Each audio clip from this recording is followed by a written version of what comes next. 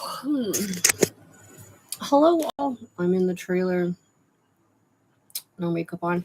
It's a Sunday Memorial Day weekend, and we're going to be doing chronic fatigue syndrome, which is what I feel like I have. But I was just reading over the Merck manual, Gold Standard Diagnostics, the 20th edition, published 2021 with the latest findings um, for healthcare professionals. Chronic fatigue syndrome has to be longer than 6 months. It has to be something that can't be explained with clinical findings or with lab results, like there's no increased ESR or C reactive protein or inflammatory response in a basic lab test. They've tried to connect it to Lyme disease and Epstein-Barr virus, but there were no conclusive, significant findings that proved that it was caused by that. So currently, etiology is unknown. What it is basically you're a high functioning person like me, and then one day you're just tired. Energy drinks don't work, coffee don't work. You get brain fog, you get exerted after doing activity, and then you can't move, you don't want to move. I really felt like this actually Saturday. It was terrible because I was like, I felt like an old 80-year-old woman. Like I was just gonna get through the day, and I did. I got through the day, and it was probably mental fatigue. But also, I switched my caffeines. I switched from Folgers to this Beaumont one from Aldi's, and then different creamers, and then I'm also heavier than normal because I've been lifting heavy. So I'm like 167 pounds. Last I weighed like a week ago on a 5'1" frame, and like I don't really look at like 170 pounds. Like seriously, like look how tall I am. Okay, yeah. I mean, you would think maybe 140, right? Okay, yeah. It's all muscle, but it's probably wearing down my body a little bit. But I am lifting heavy as well. I am not drinking as much water. So let's just go over what the Merck manual says. I'll just read it to you. You can listen to it, and then we're going to go over the chronic fatigue syndrome data that we downloaded from last night on the NCBI public database of gene expression data. Okay. Chronic fatigue syndrome, page 3134, section 24, special subjects. It's also called, this a new name, SEID, systemic exertion intolerance disease, but they have also called it by other names. Okay, so I'm going to read it. Chronic fatigue syndrome, CFS, is a syndrome of life-altering fatigue lasting more than 6 months that is unexplained and is accompanied by a number of associated symptoms. Management includes validating the patient's disability, treating specific symptoms, cognitive behavioral therapy, and a graded exercise program. Although as many as 25% of people report being chronically fatigued, only about 0.5% of people meet criteria for having CFS. Although the term CFS was first used in 1988, the disorder has been well described since at least the mid-1700s, but has had different names. Example given, febricula, neurasthenia, chronic brucellosis, effort syndrome. CFS is most common among young and middle-aged women, but has been described in all ages, including children and in both sexes. CFS is not malingering or intentionally feigning of symptoms. CFS does not share many features with fibromyalgia. Wait, I read that wrong. CFS does share many features with fibromyalgia, such as sleep disorders, mental cloudiness, fatigue, pain, and exacerbation of symptoms with activity. Etiology. The etiology is unknown. No infectious, hormonal, immunologic, or psychiatric cause has been established. Among the many proposed infectious causes, Epstein-Barr virus, Lyme disease, candidiasis, and cytomegalovirus have been proven not to cause CFS. Similarly, there are no allergic markers and no immunosuppression. Various minor immunologic abnormalities have been reported. These abnormalities include low levels of immunoglobulin G or abnormal immunoglobulin G. So immunoglobulin G, let me just explain that real quick. Whenever you first have an allergic reaction to an antibody, or it's the first presence of it, you have M. Immunoglobulin M comes out. It finds out what it is. It destroys it. It tags it. It marks it. It puts receptors, knowledge in their database of your system so that next time you come around, it'll be ready. It won't have to discover new ways of defending it, and it goes straight to immunoglobulin G. Immunoglobulin G is the only immunoglobulin that can transfer from the female to her fetus in the womb. All the other ones cannot. Just believe me, okay? That's like from memory. So it's possibly, maybe it's not true, but you can go check it out. And then they like to say immunoglobulin M, like the Marines, first in, first out, last out, first in, last out. Okay. And then immunoglobulin G, it's like, I don't know, great God, I don't know, it's there. And it's always circulating. So immunoglobulin G, and then we're going to pick it up in the etiology. Decreased, these abnormalities include low levels of immunoglobulin G, abnormal immunoglobulin G, decreased lymphocytic proliferation, low interferon gamma levels in response to mitogens, poor cytotoxicity of natural killer cells, the CD4 cells, T cells, circulating autoantibodies, and immune complexes. These are all decreased. And many other immunologic findings. However, there is no consistent or reliably reproducible pattern of immunologic abnormalities, and none provide adequate sensitivity and specificity for defining CFS. Relatives of patients with CFS have an increased risk of developing the syndrome, suggesting a genetic component or common environmental exposure. So if it's genetic, that could mean it's in their DNA, some kind of change in their DNA, and they inherited it. Or it could be because they're around them all the time. They look alike, they eat the same, they drink the same stuff, exposed to the same environmental toxins. So it's in both of their genes, but it's not caused by these ones that they said did not prove it. Ones we're looking at: Epstein-Barr virus, Lyme disease, another herpes family of cytomegalovirus, and then candidiasis. I'm thinking that is like the bacteria that causes thrush in the mouth from low immune system. They also call that immune. We went over it in a different study, but it's like senescence, immune senescence, the slowing down of the immune system until it's totally gives up, and that's immune senescence. It's like abandoning your immune system, just gives up completely. All right, and then, however, there's no consistent. So circulating antibodies and immune complex and many other immunologic findings. However, there is no consistent or reliably reproducible pattern of immunologic abnormalities, and none provide adequate sensitivity and specificity for defining CFS. Relatives of patients with CFS have an increased risk of developing the syndrome, suggesting a genetic component or common environmental exposure. That we just went over. Recent studies have identified some genetic markers that might predispose to CFS.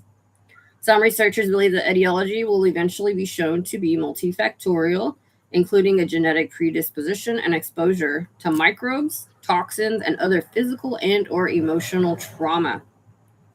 So it's saying right here, there are some genetic markers. They found them. They believe it's a multifactorial cause for the symptoms, which could include emotional or physical trauma, as well as exposure to some sort of microbes, toxins. Yeah. Okay, so the symptoms and signs. So this is how you clinically know if someone has CFS, although there's no clinical findings for CFS. Before onset of CFS, most patients are highly functioning and successful. Onset is usually abrupt, and many patients report an initial viral-like illness. Maybe they went to the dentist and had teeth pulled out of their jaw with jawbone.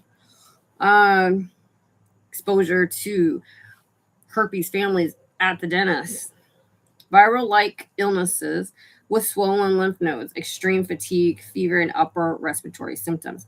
The initial syndrome resolves but seems to trigger protracted severe fatigue, which interferes with daily activities and many of the other features of the syndrome. In February 2015, the Institute of Medicine, now the Health and Medicine Division of the National Academies of Science, Engineering, and Medicine, published an extensive review of the disease called Beyond Myalgic Encephalomyelitis / chronic fatigue, redefining an illness. In this review, they proposed a new name, Systemic Exertion Intolerance Disease, or SEID, Systemic Exertion Intolerance Disease, and new diagnostic criteria that simplify the diagnosis and emphasize the most consistent features. In addition, the review clearly emphasized the validity of this debilitating disease.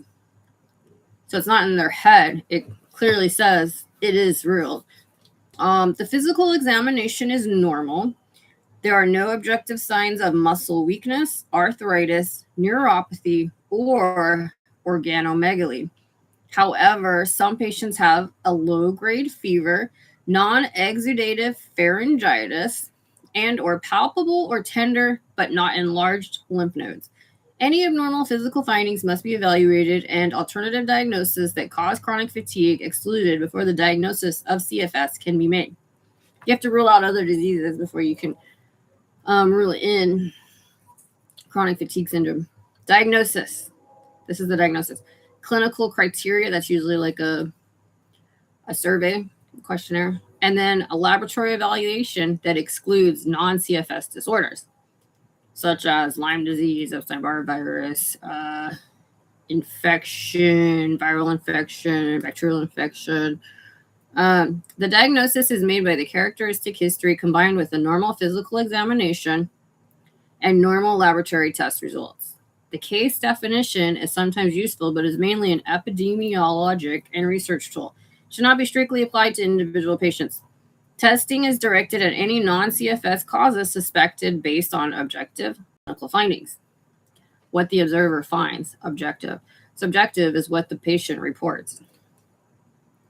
If no cause is evident or suspected, a reasonable laboratory assessment includes CBC, complete blood count, and measurement of electrolytes, BUN, blood urea nitrogen levels, creatinine, it measures the liver function, kidney function test, ESR, erythropoietic sedimentation rate, that's the red blood cells, how long it takes for them to settle to the bottom once the blood's pulled, because there's the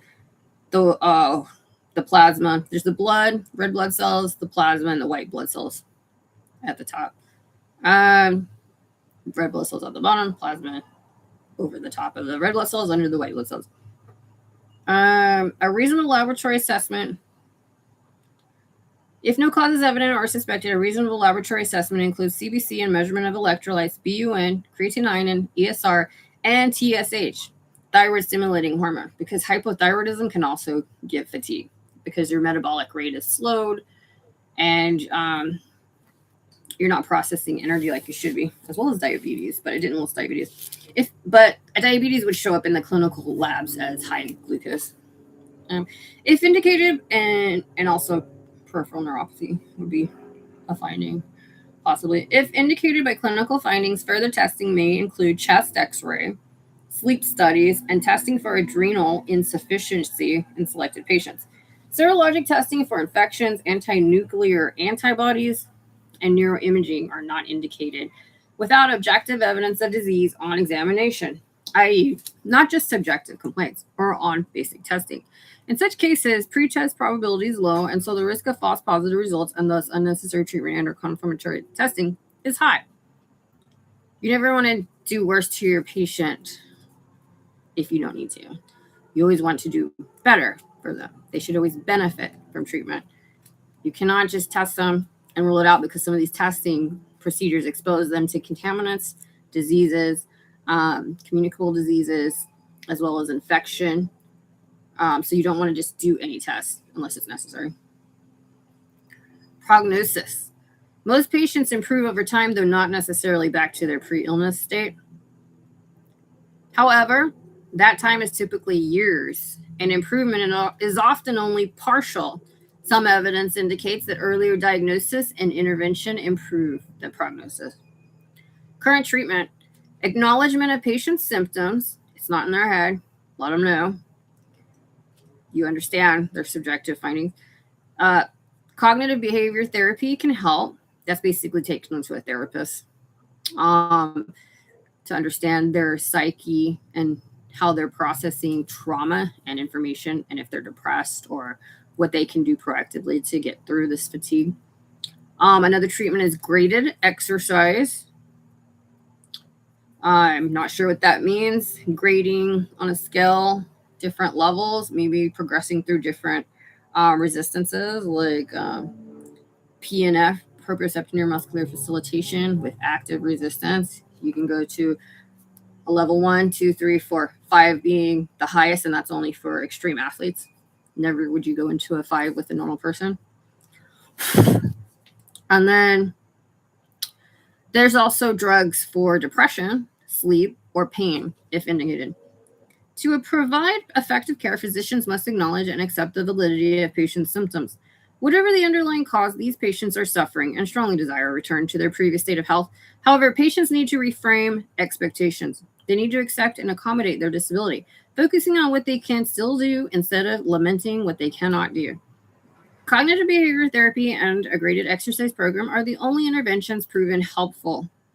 Depression should be treated with antidepressants and or psychiatric referral. So a graded exercise program and seeing a therapist are the only proven helpful so far treatment options. So get them a personal trainer, get them into therapy. Depression should be treated with antidepressants and or psychiatric referral. Sleep disturbances should be aggressively managed with relaxation techniques and improved sleep hygiene, like meditation. If these measures are ineffective, hypnotic drugs and a referral to a sleep specialist may be necessary. There are sleep specialists. Patients with pain, usually due to a component of fibromyalgia, can be treated using a number of drugs such as pregabalin, duloxetine, amitriptyline, or gabapentin. Physical therapy is also often helpful. Unproven or disproven treatments such as antivirals, immunosuppressants, elimination diets, and amalgam extraction should be avoided. And there are 3 symptoms that the diagnostic criteria for CFS requires.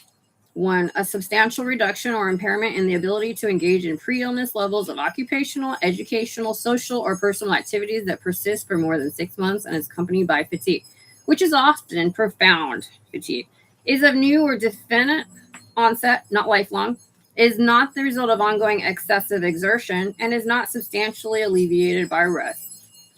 Post-exertional malaise is the second criteria. And third one is unrefreshing sleep. They go to sleep, but they wake up still tired. And then post-exertional malaise, after they do something like their chores, they're just really, really tired. Or maybe they work out or they go do errands. Very tired.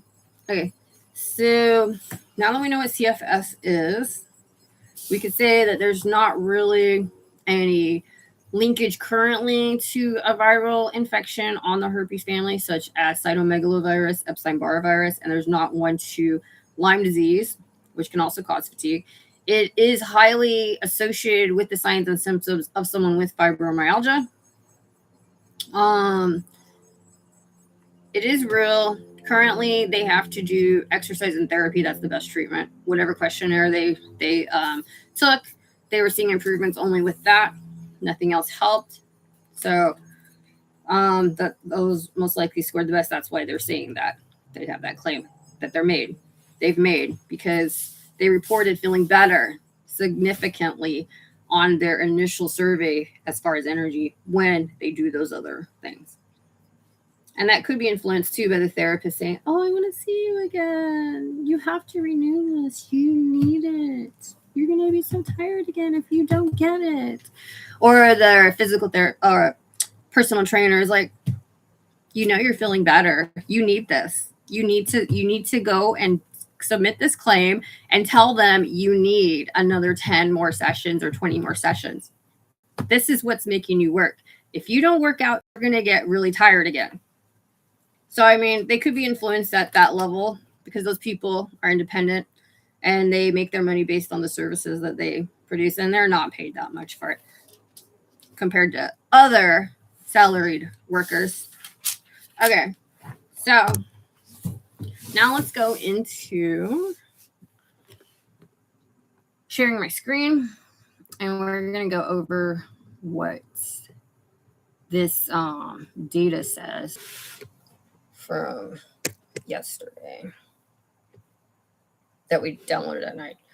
When we were changing the Tableau and we figured out how to add a filter, which is much easier and user-friendly than actually making a calculated field and putting it in there that controls everything. And you can't make it so that it doesn't control everything. All right, so we're going to go to the desktop. We put it in the chronic fatigue syndrome. It's gene study, gene expression study, GSE 293840. You can download it now if you haven't. We have the printout of this study.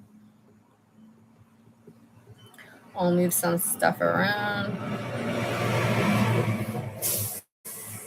Okay. Yeah, just making sure. Sharing the screen. Okay. Circulating cell-free RNA signatures for the characterization and diagnosis of myalgic encephalomyelitis /chronic fatigue syndrome, or ME/CFS. It was public on August 18th, 2025, maybe about 8 months ago or so. Okay, so organism is Homo sapiens. I think they call that next generation sequencing. Summary.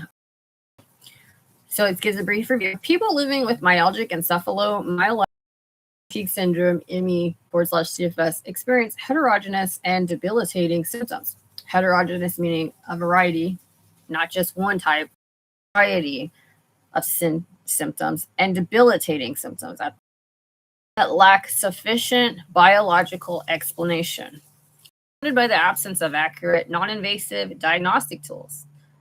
To address this, we explored circulating cell-free RNA, CF, the blood-borne bioanalyte, to monitor ME/CFS.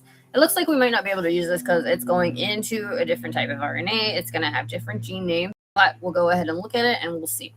CFRNA is released into the bloodstream during cellular turnover and reflects dynamic changes in gene expression, signaling, and tissue-specific processes. We profiled this cell-free RNA in plasma by RNA sequencing for 93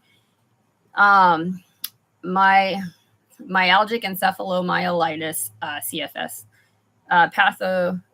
cases and 75 healthy sedentary controls. Then applied machine learning to develop diagnostic models. Linear model with least absolute regression trained on condition-specific signatures achieved a test set area under the curve, or AUC, of 0.81%, being really good. 81% is like the R squared. It explains a lot of the information, but you can do better. An accuracy of 77% is the best, so you can do better.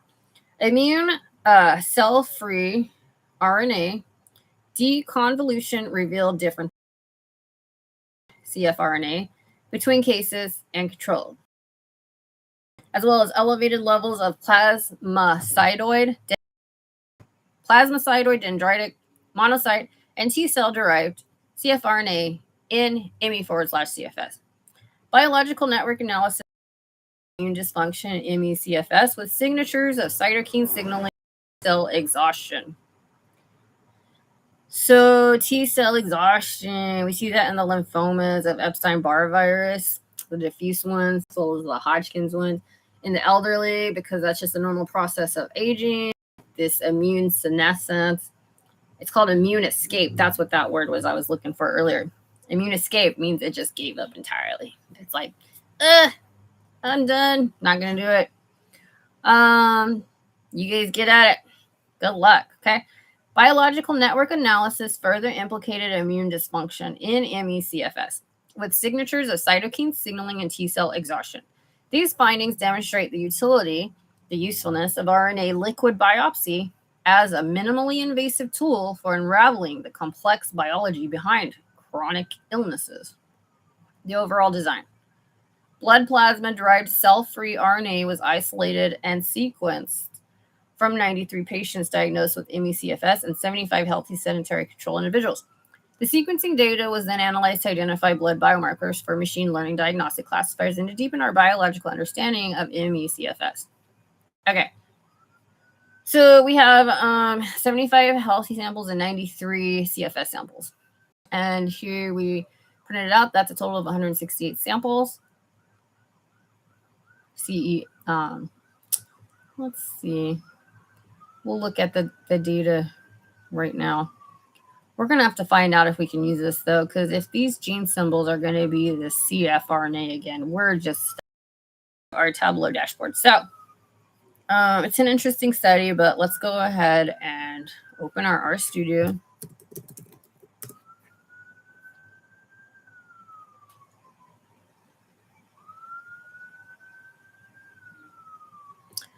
We're going to close this out. It's just leftover from the last work we were doing. Let's go to set our working directory. We're going to find this folder. And we're going to make this, we're going to set it right here. Set as working directory. And now it's set. Now we're going to create a new, let's look at our environment as we go. A new file. It's going to be our markdown. It's going to be chronic fatigue CFS or myalgic encephalomyelitis ME. GSE 293840. Okay. We're going to go ahead and erase all this stuff. Let's just write a quick, let's save it also. CFS, ME/CFS. Okay. Myalgic encephalomyelitis and or chronic fatigue syndrome. GSE 293840. Okay. We found this study, GSE 293840, on myalgic encephalomyelitis. I think it's but or ME, and also called chronic fatigue syndrome or CFS. We looked at the current gold standard diagnostics criteria with review of etiology, clinical signs and symptoms, diagnosis, and treatment options from the 20th edition MERCK of the Merck manual. I know. Chronic fatigue syndrome is currently being called SEIM for let's go back to it. 3134, I think it was. Okay.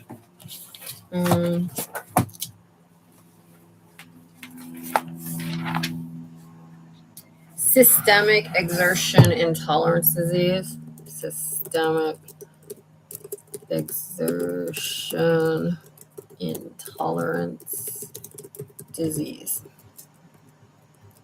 Okay, let's go back up here. Okay.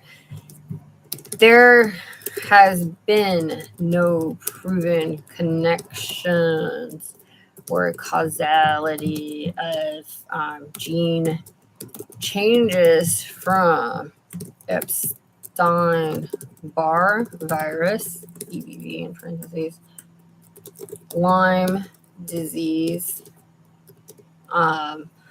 or cytomegalovirus, as well as other viral bacterial infections. There is a similar comparison in CFS to fibromyalgia, the cognitive decline, pain, and unknown etiology. Okay. In CFS, the patient has to have been high functioning and then almost out of nowhere seen a dramatic decline in energy, usually after a mild infection. But this decline lasts more than 6 months. There is an onset of malaise or extreme tiredness after activity, such as chores or getting ready to go do something, to go out. We're putting that in there because those are examples. And an orthostatic intolerance. They're doing gardening. Those are the criteria. There are absolutely no clinical signs or lab work that shows any changes such as elevated ESR, C-reactive protein, THS abnormalities, or other findings like peripheral neuropathy. The labs have to be completely normal, such as regular glucose and not diabetic. Oh,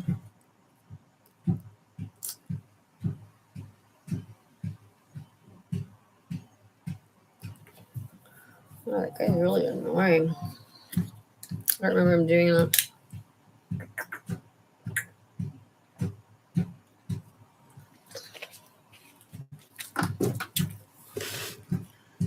Okay.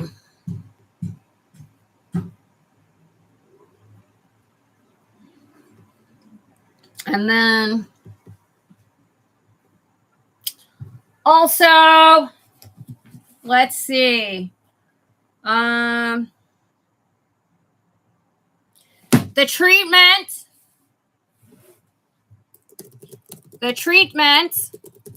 is only with physical activity in graded exercises and also cognitive behavior therapy. Those are the only successful improvements in fatigue. Okay. In this study, GSE 293840, they have CFS patients and 75 healthy comparisons as controls. May not be usable by us in our Tableau dashboard, as it is total RNA, but only the cell-free RNA or cfRNA. We will look at it now and see if there are any genes we can use for the mRNA genes we have collected in our Epstein-Barr virus associated and non-associated pathologies. Control S. There's a faggot, dude. Let's save it.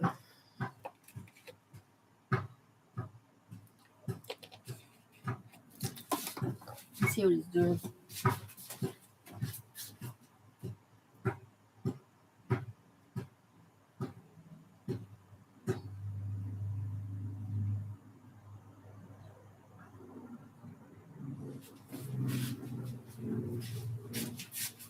He's deciding today is a good day to take a hammer to wood and chisel it on a box.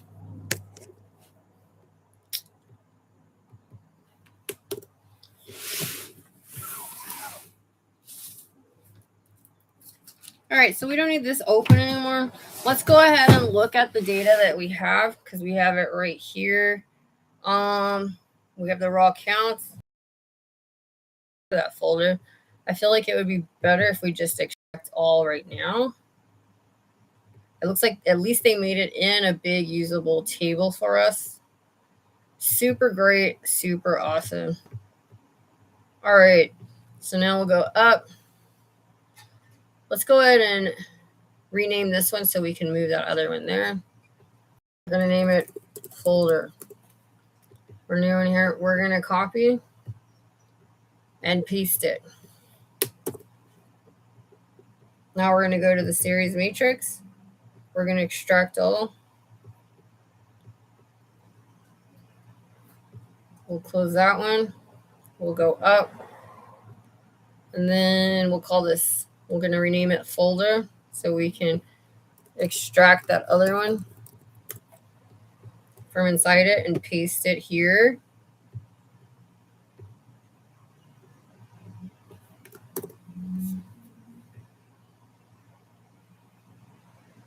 So we have our data right here, and we have our series matrix information. We'll go ahead and now, since it's in our folder, we can go, let's see how many of our folders are open. Okay. We don't need that one open. We don't need, let's just close our folders. All right, and then let's see if we have any tabs. Oh, okay. We don't. Okay, great. So now we're going to go, let's see how long we've been on here. How long has it been? 38 minutes. Okay, that's not too bad. Okay, we're going to go right back in here. Let's make some chunks because we're going to need some chunks.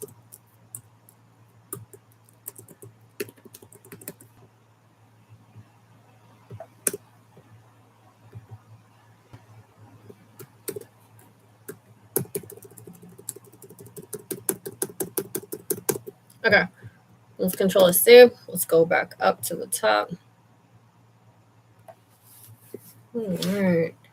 Yeah, my skin started itching when I used this air conditioner in the trailer that night. I also didn't drink my regular beer that night, so there might be something in that that's making it, there may be some kind of environmental toxin because I haven't cleaned the top of it since I got it. Pretty sure they cleaned it before that time. So I'm just letting the free air circulate over here. Our environment's empty. Let's change that. Let's go ahead and read in the series information. It is CSV, so that's great. And it's gonna be GSE 293840 underscore raw underscore counts underscore all dot CSV dot GC. That's just the name. We already took it out. That's the file. We'll just read it in. It's going to tell us what we're allowed to read in. Looks like it's reading in the whole thing. Okay, cool. We didn't have to do anything. So here's our ensemble. Oh, these are the CF RNA. Look at that. Those little. Those are what we're working with. They have like copy number variants. I guess that's the cell-free RNA. We're gonna just look up one of these real quick and look at what we're working on.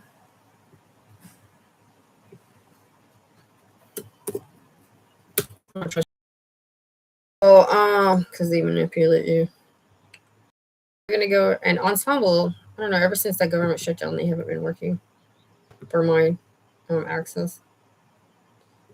Let's go to the next page. All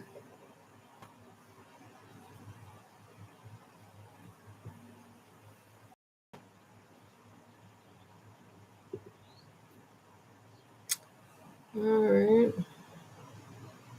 Their genes aren't really showing up here, other gene providers. Let's go see what Gene Cards has to say. If we in the search tool within Gene Cards, this right here, they'll give you false information.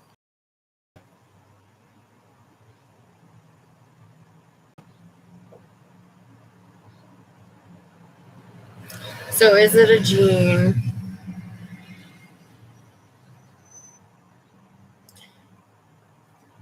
So it calls it RCAN1, but we didn't search within there for it. So 288711.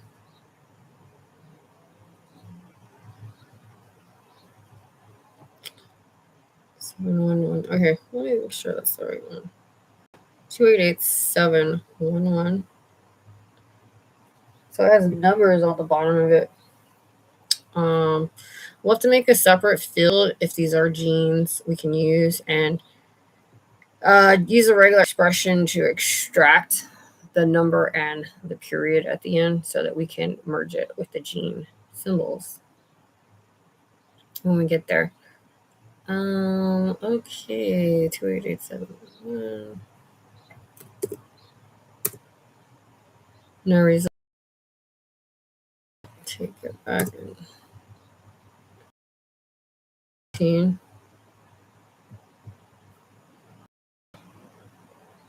Novel 13. So that's what it does when you search within it. It gives you shit. So it doesn't really give you anything. Let's go ahead and look within Chrome and we could just put nothing and it would tell just as much information. Like, you've wasted my time. Thanks so much, you piece of shit.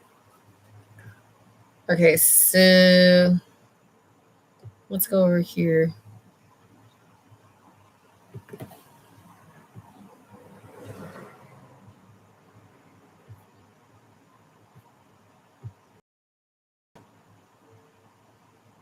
Okay, so the ensemble gene or the ensemble transcript right here. I'm thinking that's what the T. Yeah, because actually it's right there. So I may not have came up with that, the other part, but I feel like I did. So it is a transcript. So it's what is transcribed into messenger RNA to make a protein. We might be able to use this. Let's see if we can get a gene behind it. There's 60,000 genes, and our ensemble gene base 9,000 genes are going to be showing up. Duplicate copy number variants, transcripts in the RCAN All right. Looks like we might be able to use this, so we'll just go ahead and proceed with it. They've already put everything together for us, really, so we just need to, let's go ahead and Control C. Let's read in some libraries that we know we're going to read. Need library R markdown for sure.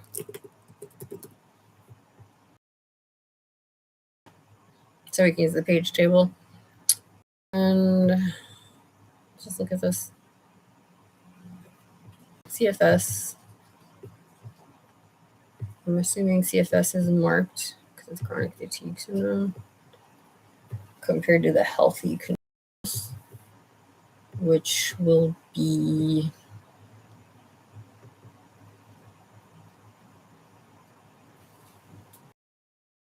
we're supposed to have 75 healthy samples, so it should have that information. That's what it does. It puts it in a format you can use. Okay. It looks like this is our raw counts table instead. So let's go to the top. Let's look at the column names.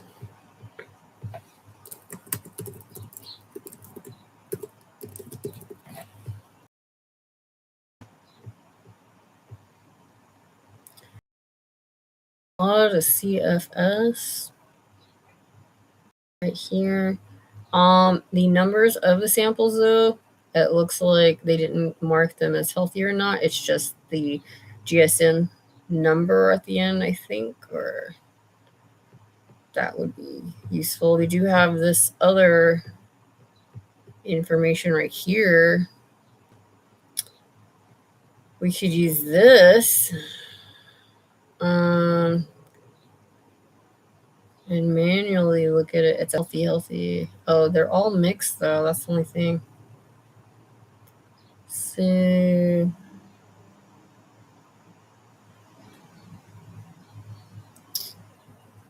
okay.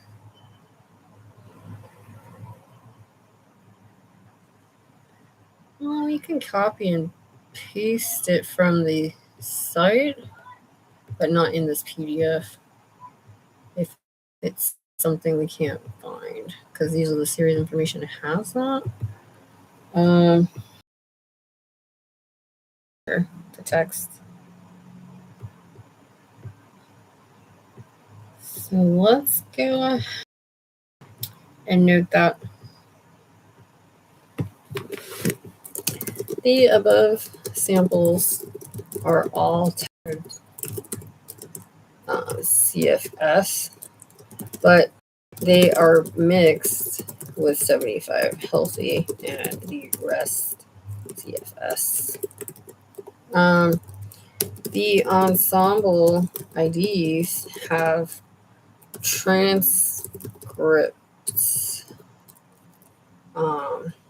after the known ensemble ID, like a transcript variant,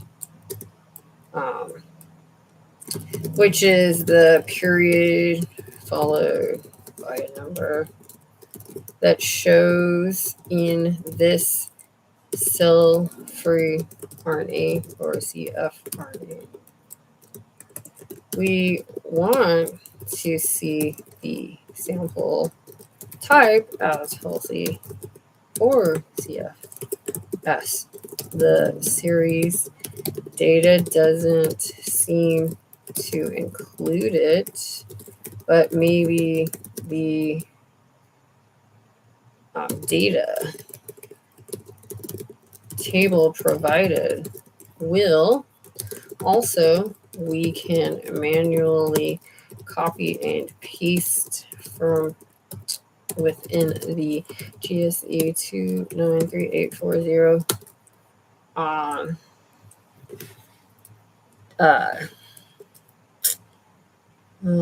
study information page and make a table in Excel and read that in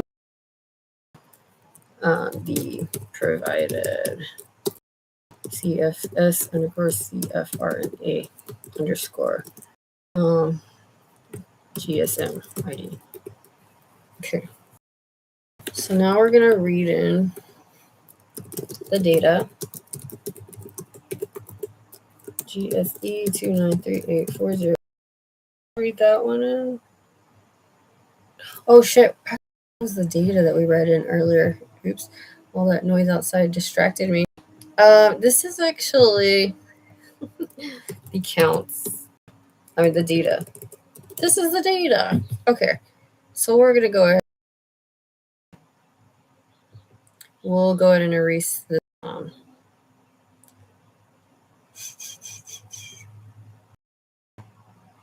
Okay.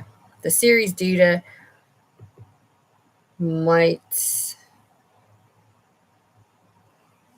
should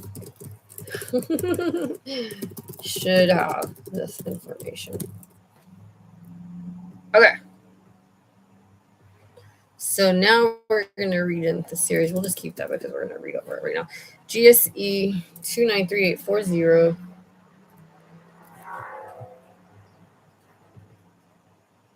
Okay. Underscore series matrix folder .txt. The larger one. Okay. Let's go ahead and read that in. Oh. All right. We're going to have to read in up to where it starts.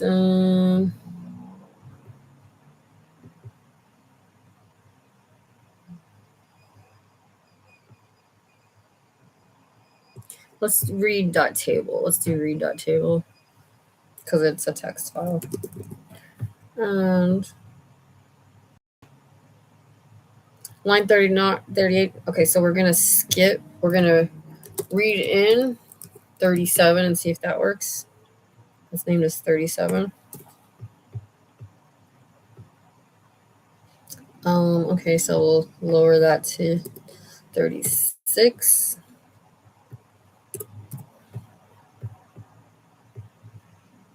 Okay. All right, looks good. Has the information. Now we're going to copy and paste this.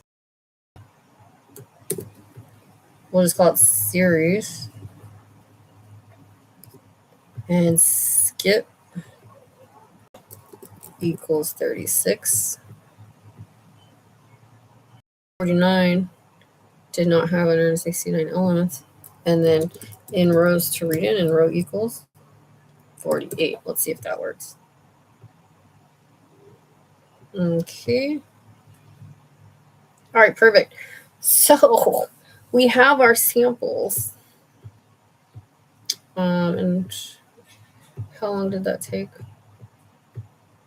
Oh, so it's still under an hour. Good. Let's go ahead and do a page table. Series 36. All right, great. We can look at it.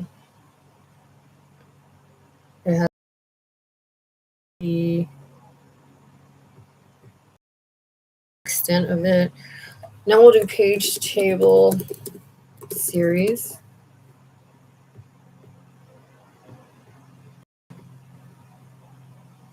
Control S. And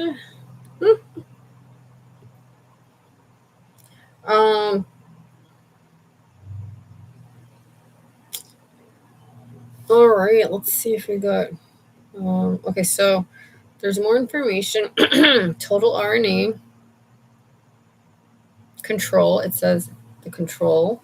Let's go and see across if the phenotype changes. It looks like the phenotype is going to be where we see case. control case, control case. Let's do a okay.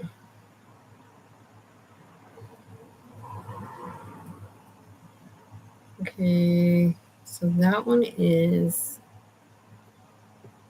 the 12th row. Let's look at that.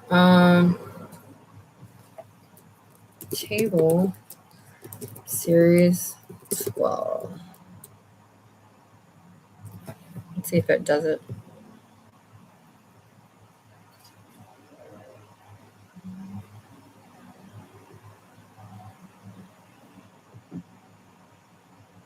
No. All right, let's go ahead and transpose it. Table T series. Okay, and then X. No. Okay, let's go ahead and call this table. Oh, let's call it phenotype.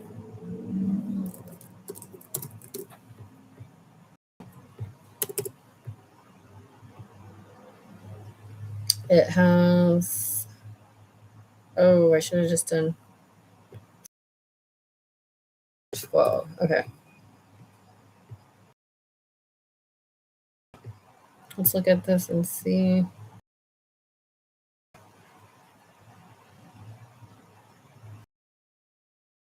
It's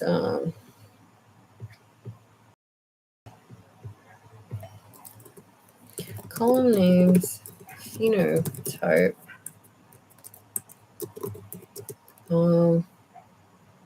class, and then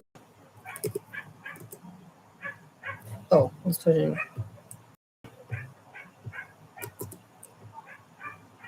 column names, phenotype, series 12. Okay.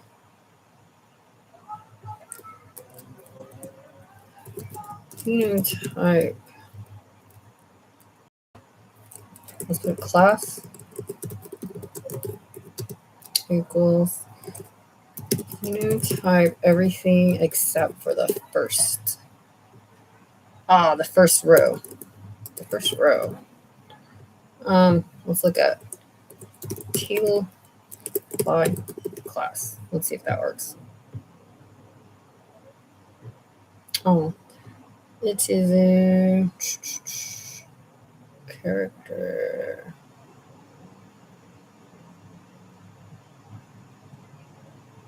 Class. All right, let's just look at class real quick. Just run the whole thing. And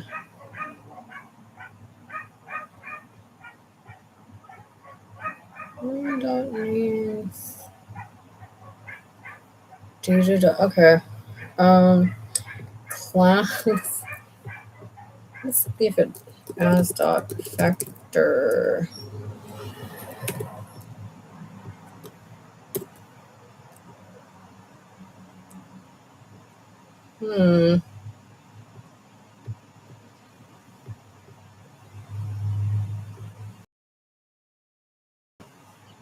Now let's do table by class.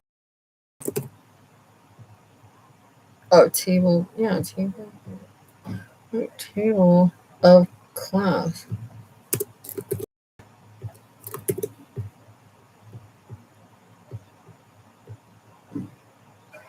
All right. So this one is the class feature, the phenotype. There's 93.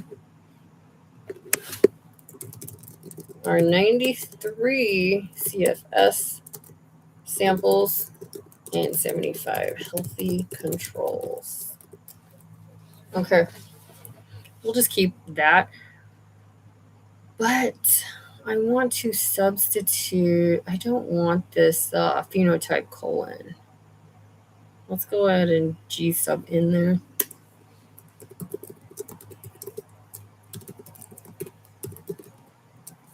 G sub phenotype colon space with nothing. Class. Let's run the whole thing and see if it gets rid of it.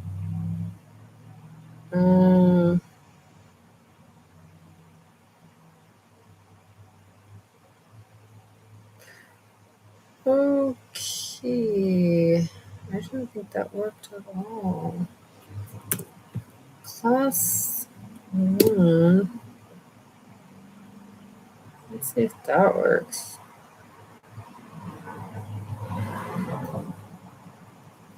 Worked there.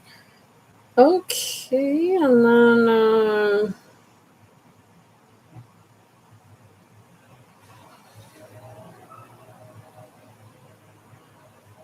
class 1.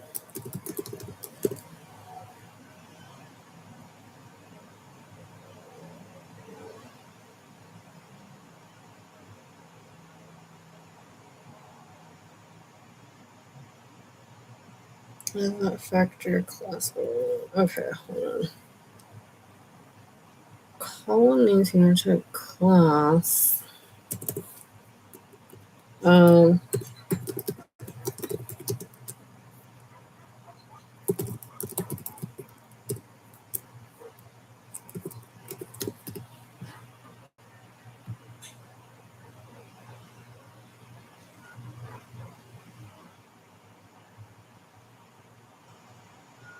Class 1.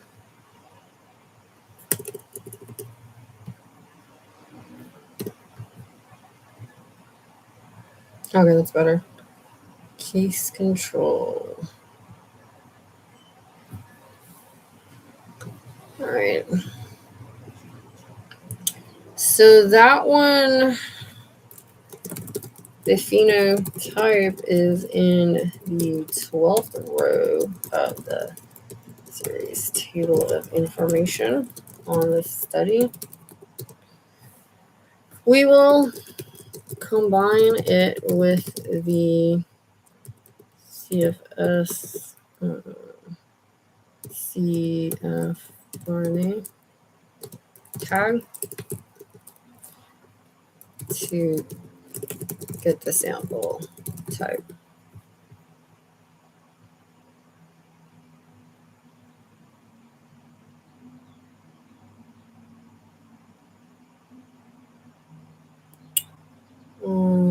Let's look, it's right here. So phenotype is the 12th one. What's the other?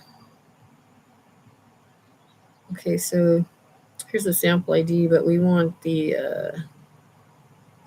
here we are. The library name is the 20th one. The 12th and the 20th.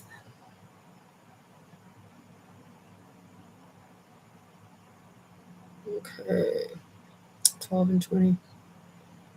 We'll combine and tag in row 20 to get the sample type.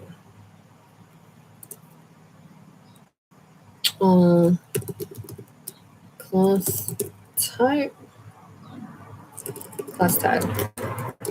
Okay. Series.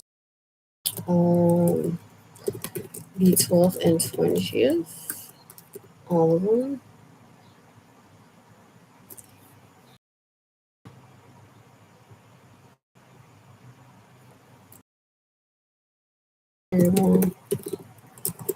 Class tag.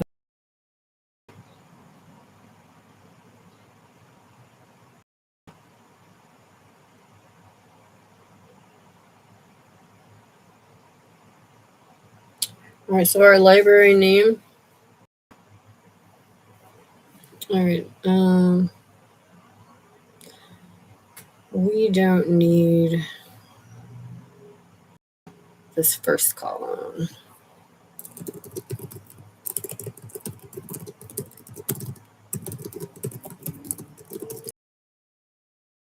The phenotype library name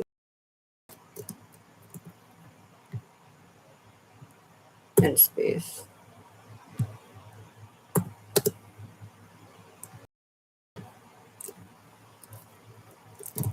to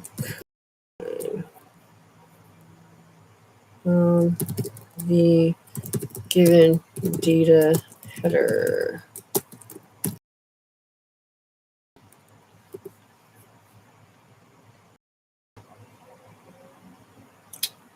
All right, so class tag has 169 samples, data 69 samples. Let's just combine. Let's see if they match up first. So we're gonna do headers data.frame. We're gonna do class tag and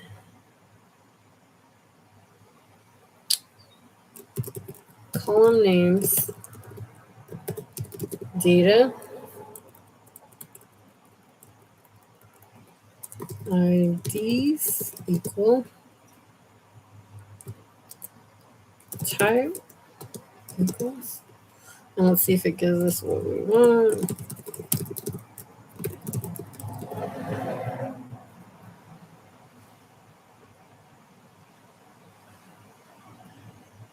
Okay, type equals class tag by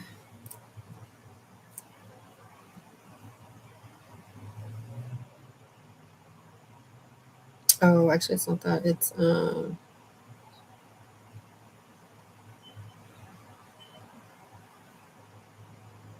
okay.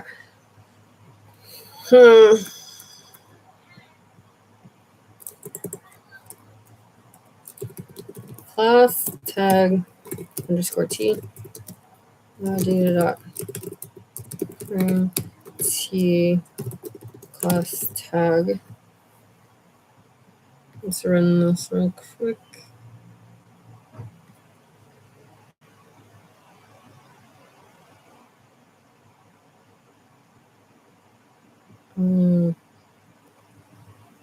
Class tag only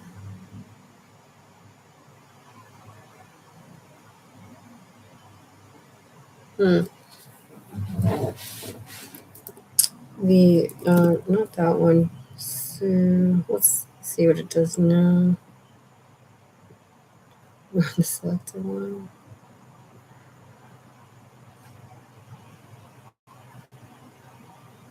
$168 column names.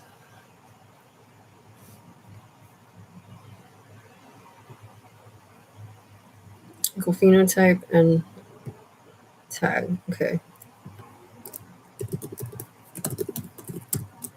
Column names.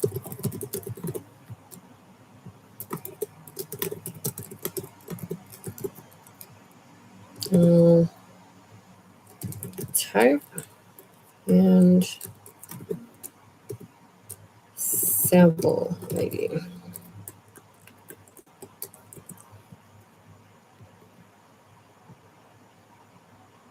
Okay, so now it's class tag T by type. Type and sample ID equals class tag underscore T by sample ID. Now let's see if it goes.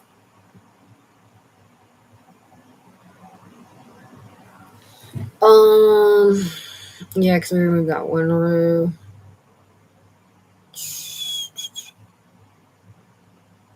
Oh, column names data except for the first one. Column names of data. Which one is the column names of data?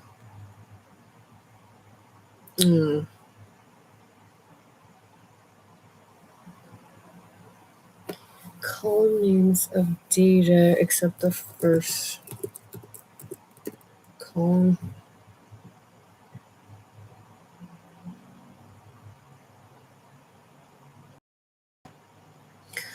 So we'll look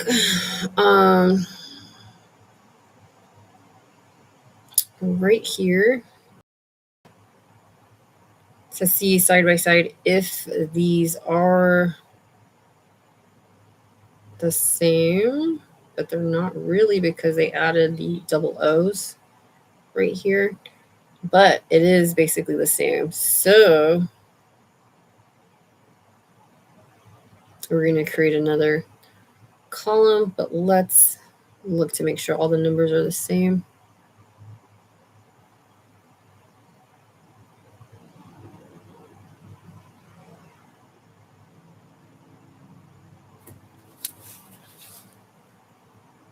Looks good.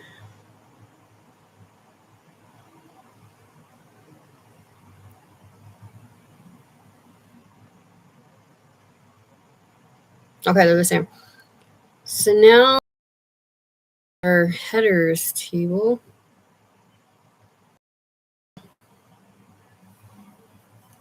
Okay, we're going to combine the type after remove phenotype. We're going to paste it to the IDs. And then that's going to be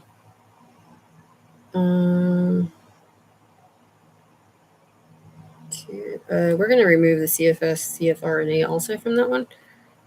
Okay.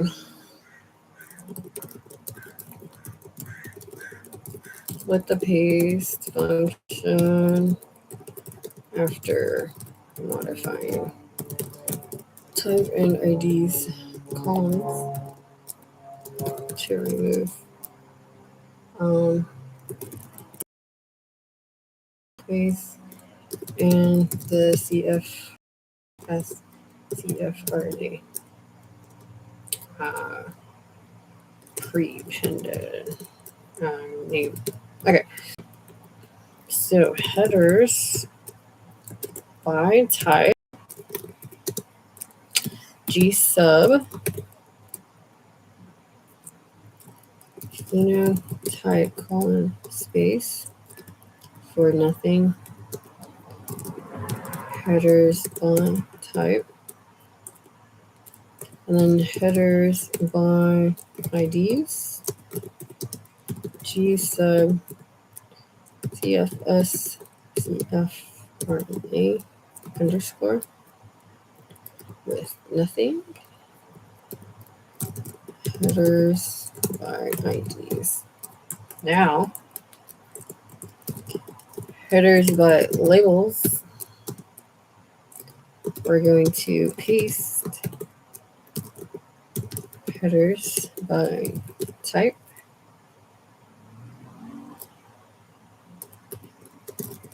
headers by ID separator equals underscore.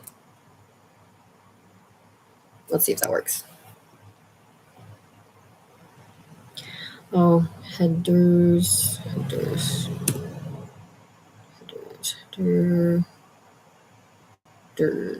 Okay. Okay. Now let's look at this.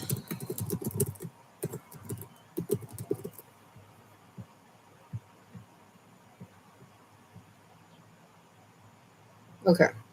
Cool.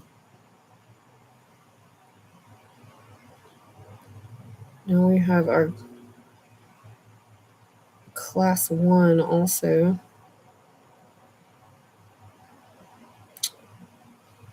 Let's combine headers with the class 1 feature too.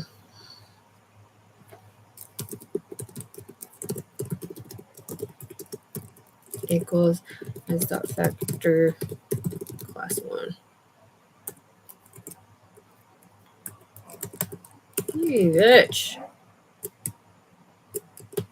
I hate this keyword. Everything they're changing. All right. Okay, so page table headers. They put everything so close together right there.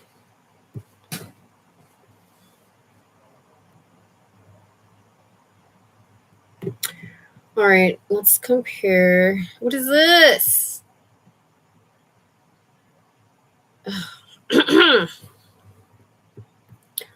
So it's control case, control case, control. This will come handy when we do machine learning. Control case, compare across. They seem fine, but there might be one out.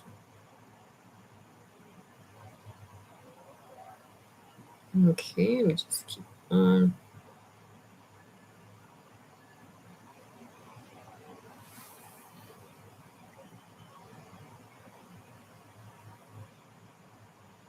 Looks fine. Just keep going. Comparing the labels in class, make sure they're controls where they need to be controls and case where they need to be case. Although in the class one, I want to change the case to CFS and the control to healthy because that's what they are. That's what they said they are. Okay. Class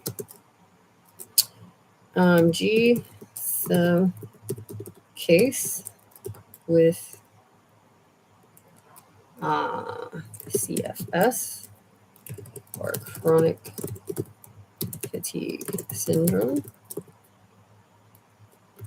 in headers by class. Headers by class, G sub control for healthy. It really doesn't matter if you do double apostrophe or just one. Headers by class. Now let's look. Page table headers.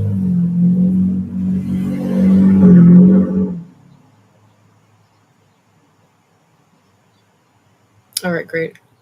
Let's do a table headers by class. Great. All right, so we have that. We didn't run any crazy code. Luckily, we didn't have to pull apart anything and put it together. So, I mean, it's only been like an hour. Let's see. An hour and 16 minutes. So we're good. Let's keep going. I'm going to have to plug my computer in too.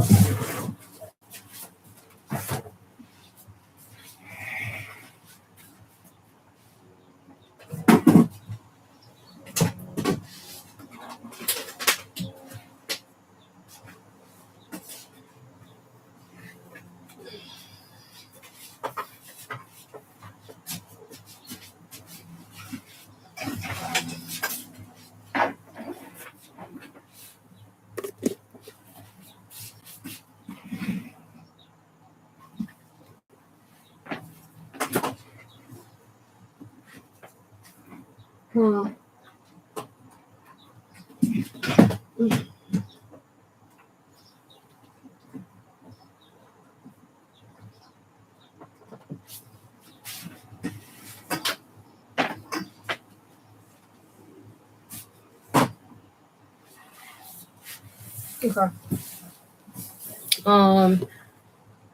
Now let's go. Oh, it's gonna be really hot. Hold on.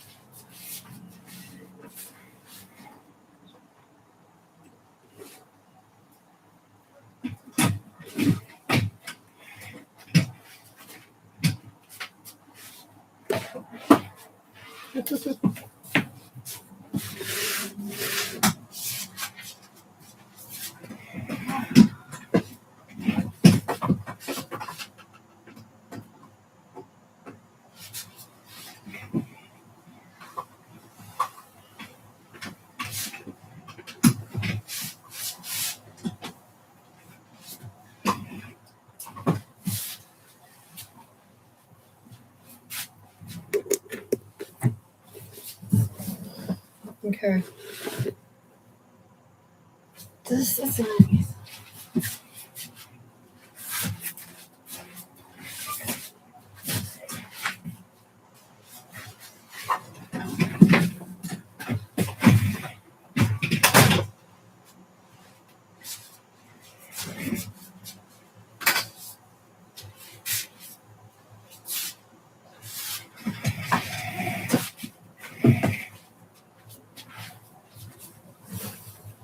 right. So let's go ahead and remove these tables up here in our object environment. Not actually environment, but like in our window. Okay, object window. All right, so what we need to do is make this labels our column names in our data table. Because look at our data table. That's not useful just because we don't know what it is. Let's call the data by big X the gene, the ensemble gene. Okay.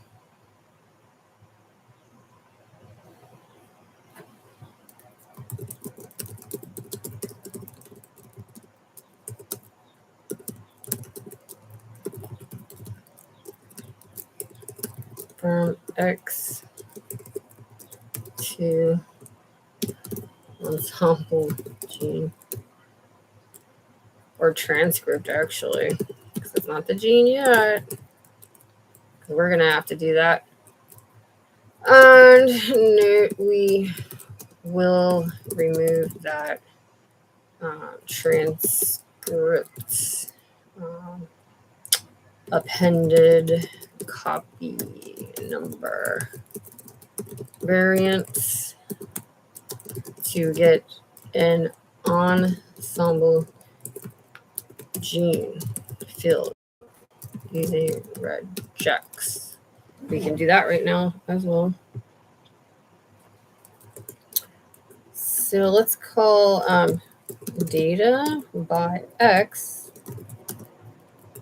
ensemble transcript. And then, let's call the column names data, except the first one. The names of headers by labels. Now let's go to page table data.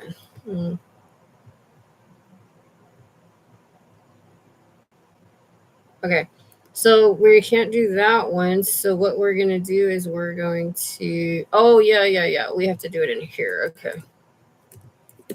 Okay. Put the brackets with the -1 for the first column inside the parentheses of column names. Wow, that was actually not what I wanted to do. I guess I forgot to put column names here, so now we have to run all of this again. Let's save it because now we just erased all the transcripts and we only had that one. So we'll just run it in the data, which was actually. So we'll just run all the lines of code from another site. So it's already done. Good. Column names of data.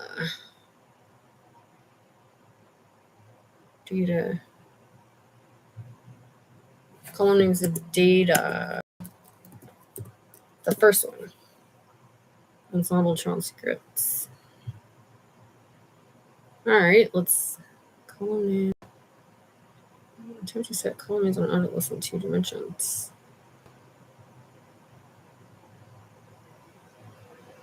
Well,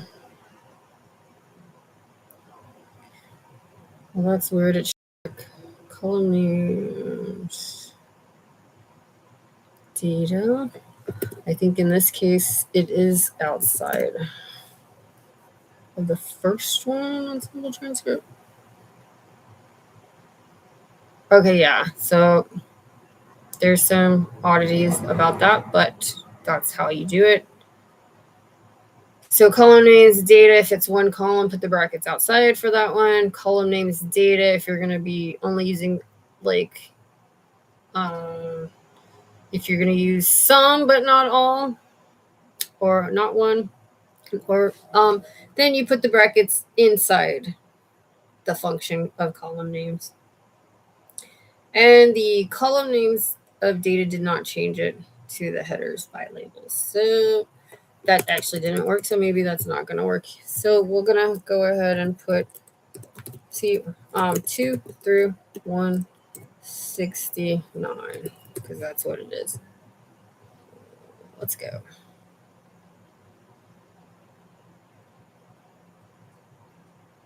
Through 169. Oops, on matrix.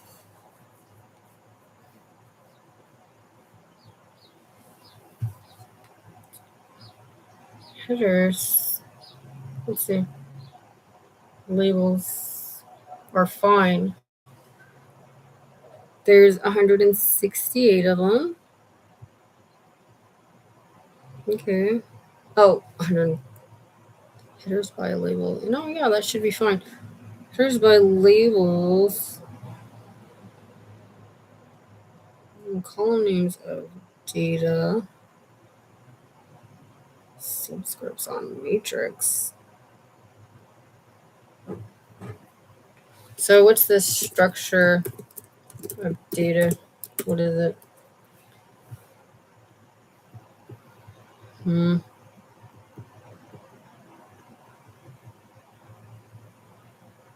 It's a data frame. Now let's see what the structure of headers is. It's a data frame also. Maybe this matrix right here. Okay. 2 to 169, because that's how many columns there are.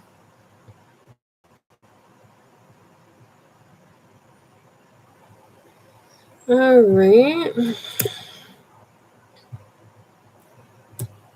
Let's put the brackets inside again.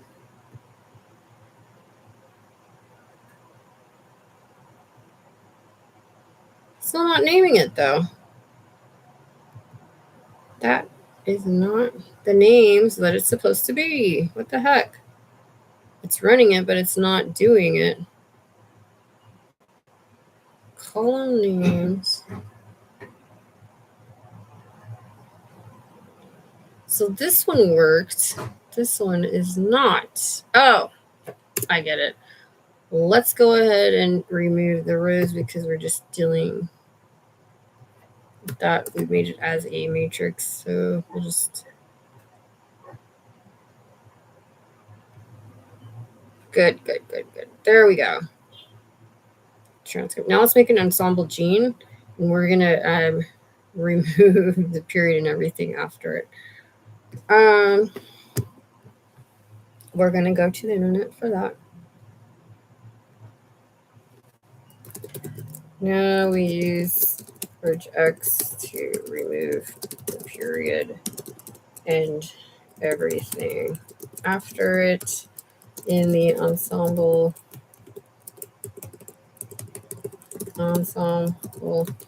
transcript column so we can make an ensemble gene column to merge with our gene synonyms from an ensemble data set of names we have that has less than the genes. Genes here, 60,708. The other data set has around 51,000 genes. All right. There may be some duplicates as well because of these copy number variants in the transcripts. There could be some duplicates. Possible, maybe not. And we will look on the internet now to get regex because I refuse to remember it. Thing after it, a string.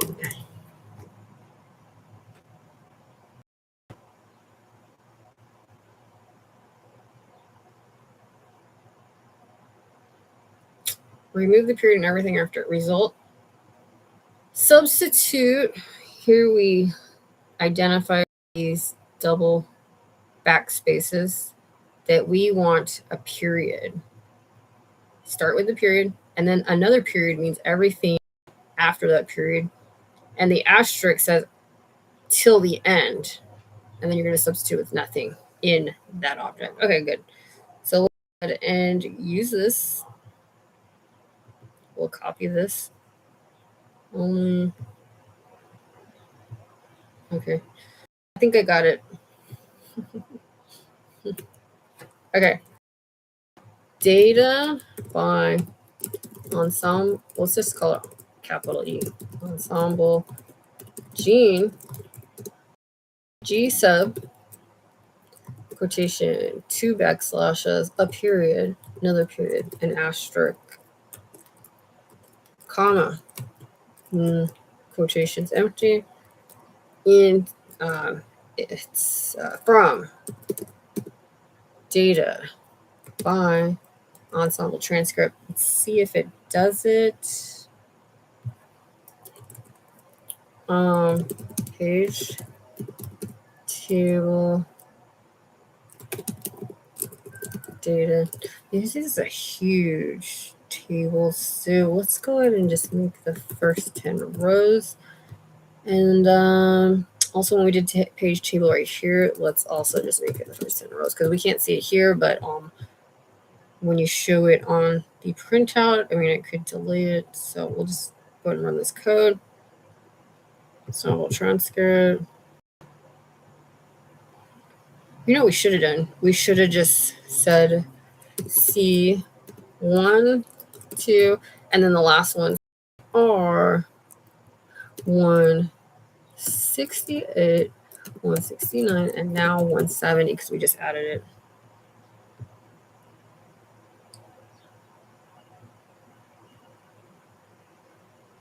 Okay, so let's remove these two. All right, so we can see it side by side. Are great. So you see it removed this period and everything after it. Great. All right, awesome. Let's also look at the bottom ones too. 60,700 to 60,708. Let's just run this line.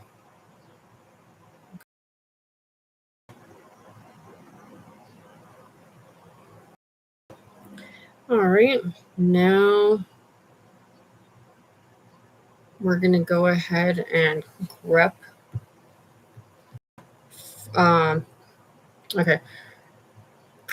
So is only the controls and the case, right? So also our column names are control or case. So what we're going to do is grep the controls, save it in a variable for those indices, grep the case, save it in a variable for those indices. And then we're going to do a row means by those indices to get the control means and the case means.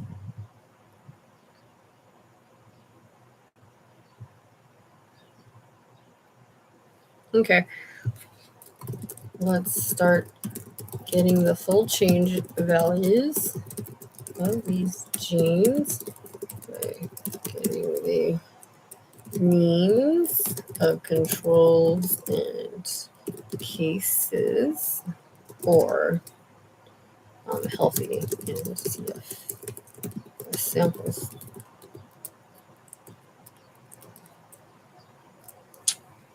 Controls, I'll just call it controls. Grab control, column names, data. save an indices cases.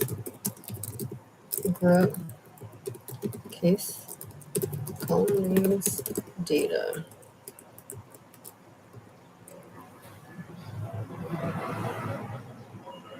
And we can see there are 75 controls and 93 cases.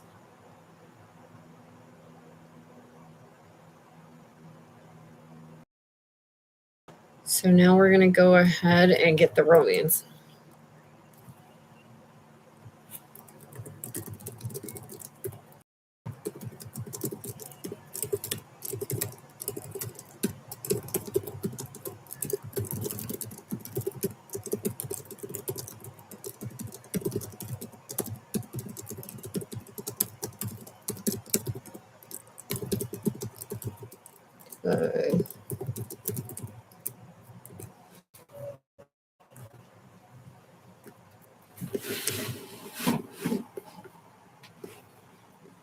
Control save. Alrighty, data by healthy means. Let's put mean. Healthy mean. We're gonna do row means of data controls into. That should just be that. By CSF mean row means data cases.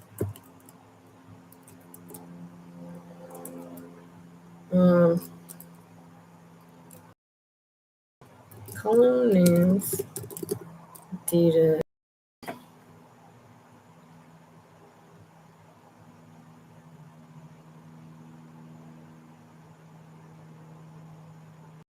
CSF mean, and we can look at it right here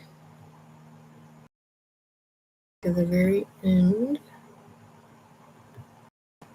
Okay. So now we're gonna get the full change.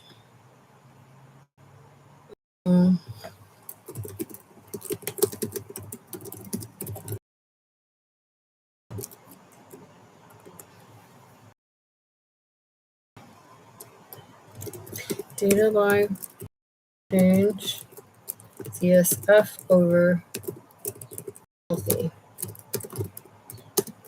Data by healthy mean divided by data by CSF. Okay. And let's call this data big, and we're gonna order it. Data order. Data by fold.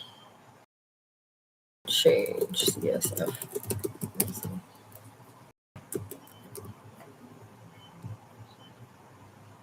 Okay. So now we're gonna go there. Go to the end.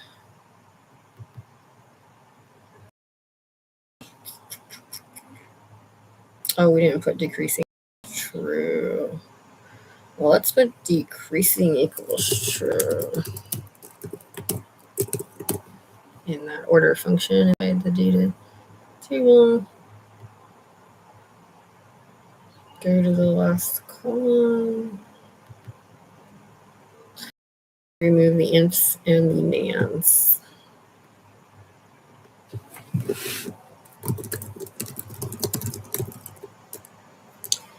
Infinites and nans.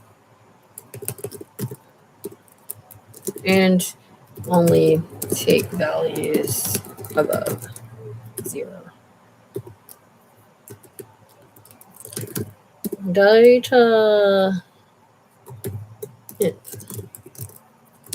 data not is dot in infinite data by fold change.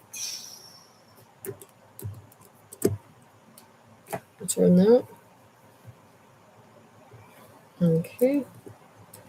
structure data inf by folder.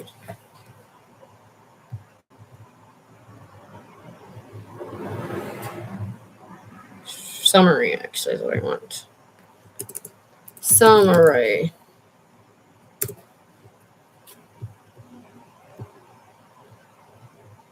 There are 7,985 in to remove.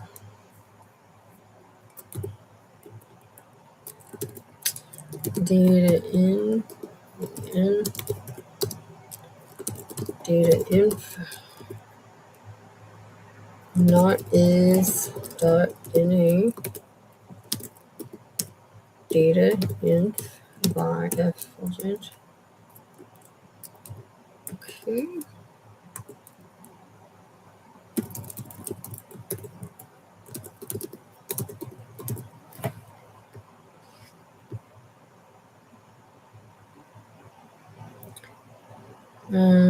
By we'll just keep it like that. It's fine. It's really long though.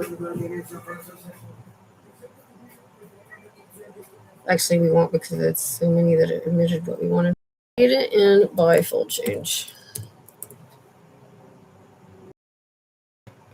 No more news, but we still have zeros. Let's remove those from the data. Data zeros. Data nan. Data nan by full change greater than 0. Summary data zeros by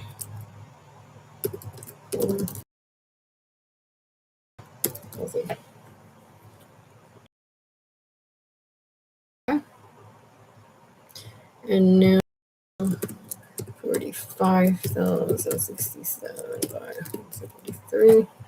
This nan one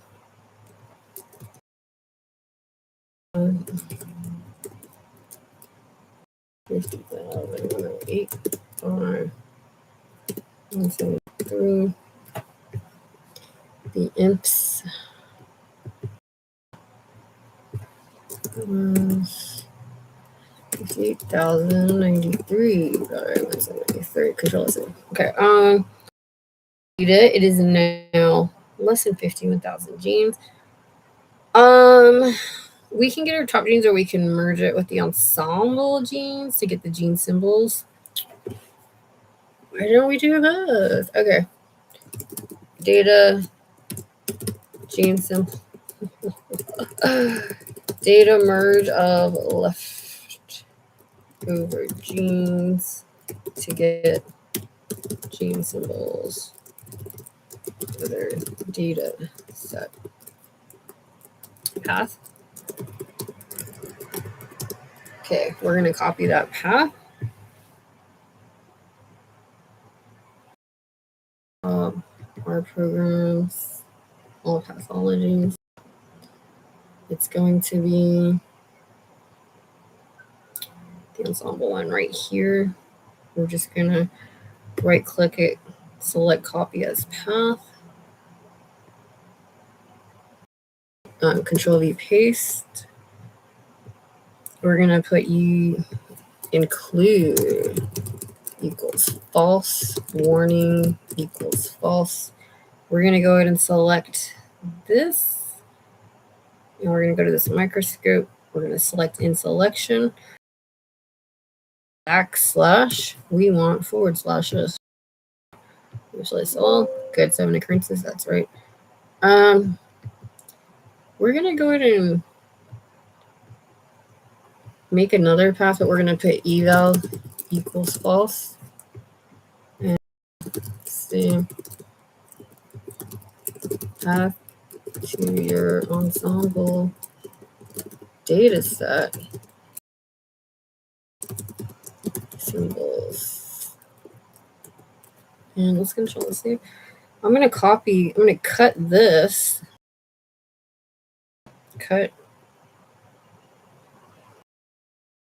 Put ensemble. Okay, we'll just call it ensemble. We're going to go ahead and put rotation. Read.csv. Quotation, control V, paste. We're going to put set working directory. But let's put a warning.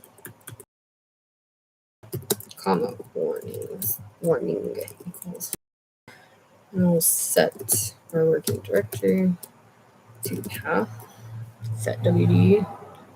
This is path. Let's close this microscope search box.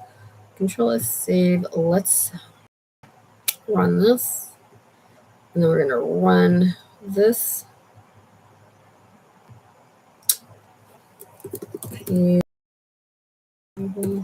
Ensemble.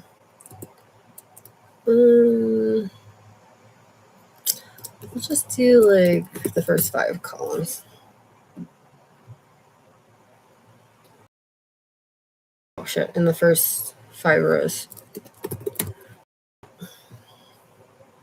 Okay, so gene ID, and then we only want the first 2, so we'll call this ensemble 2, ensemble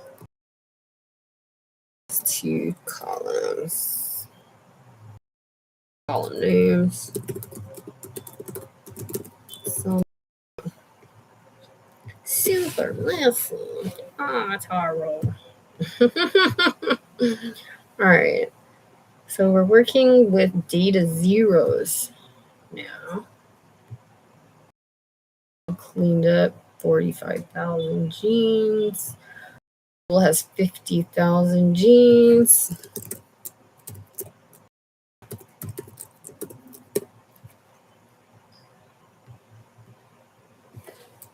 Let's retrieve the gene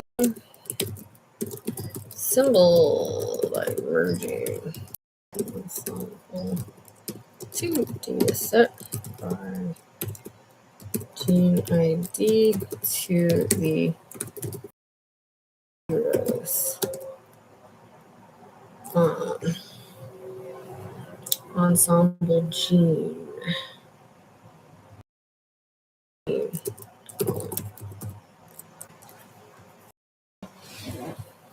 Alright, so we'll go ahead and do that. Data, all caps. Merge ensemble 2 and data zeros. Y.x equals gene ID. Y.y equals ensemble. No, wait, the end. Okay. Data, gene ID, gene name, ensemble transcripts. And now we have moved that other ensemble gene, the gene ID. Okay. And we'll keep the ensemble transcript. And let's see how many are there now. So our data has 39,378 by 174. Okay. Save. We got the full change. We got the row means. Let's make sure it's ordered.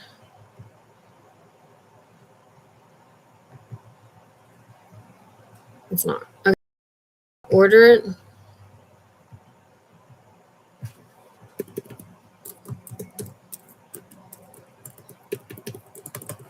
Let's copy these chunks and make a few of them.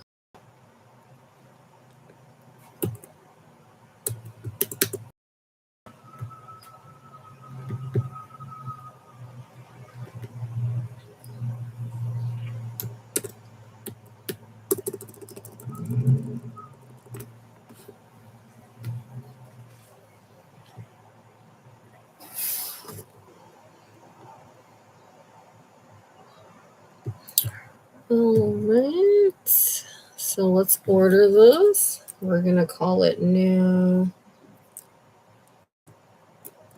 just data ordered. Data ordered, data by the fold change, decreasing equals true. And then page table data ordered.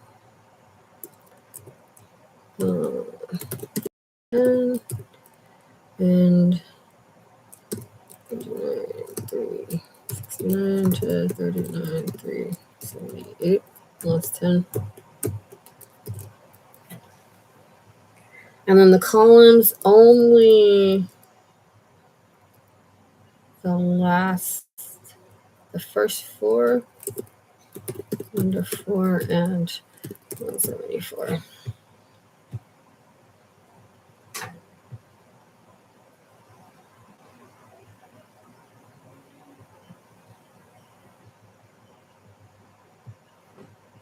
Okay.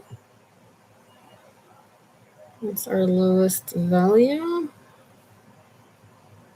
And that's the highest value above 0. That's the value above 0, but we can also look at it now. Data ordered. I'll go to this last column. It looks like they're decreasing. Okay, yeah.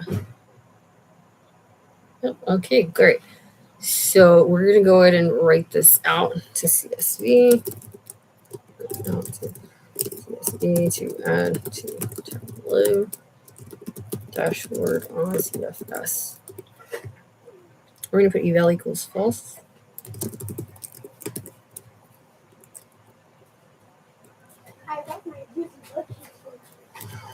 Right.csv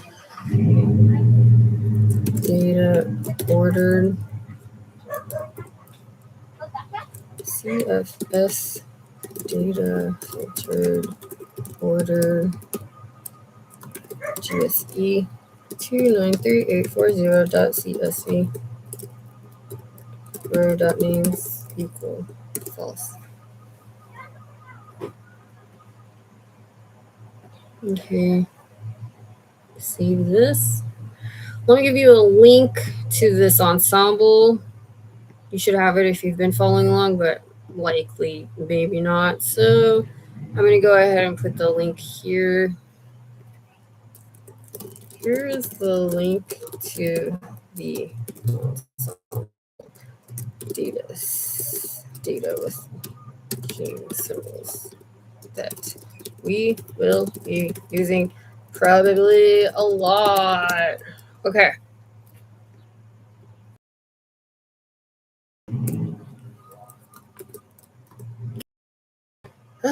Control C, and then we're gonna go to my Google Sheets, and we have to go to Google first.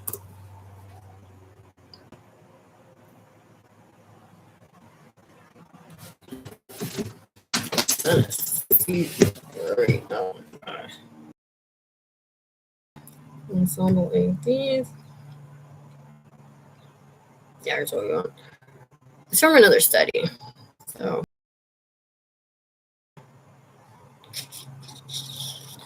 see the link done, and then we'll go here. Control V paste, Control FC. Now we're gonna load this data so you can get it as well. Otherwise, you could have just downloaded all of this and done everything here with the script because I'm an AV. But you can also just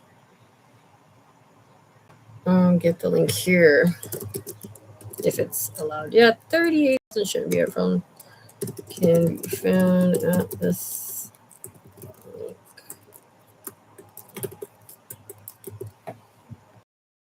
Since we're in Google, let's import this one.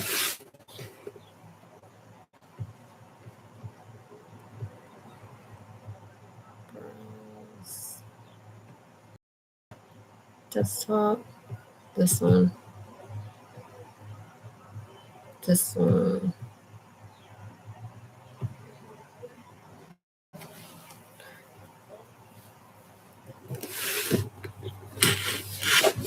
Oh.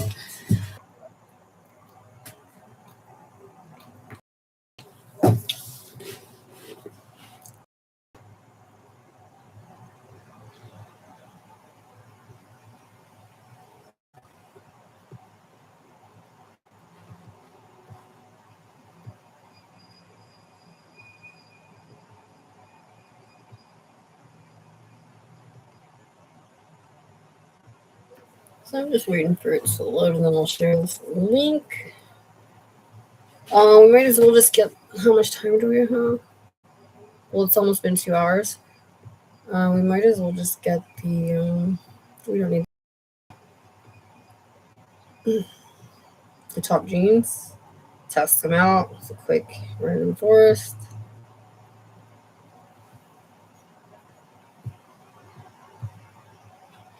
I mean, random forest is just the best. I just only use that because really, it's the best classifier. It seems to outperform every single other one. And you already know the data, and all this data is already known by class. So.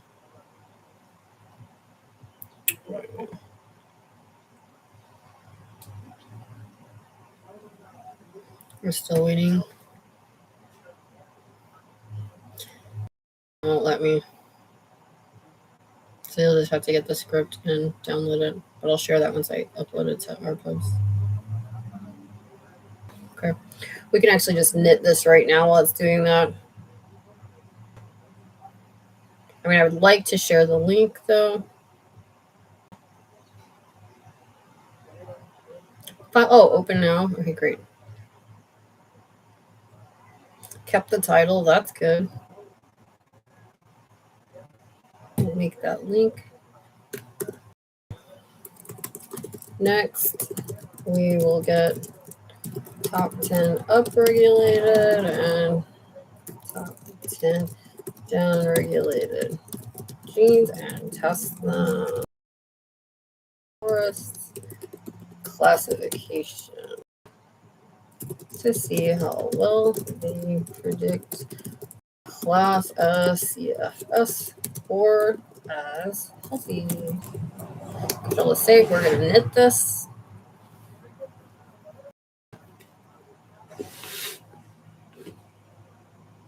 It really shouldn't take that long.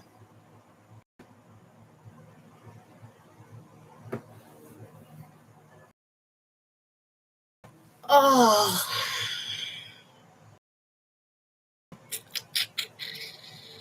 Well, that sucks.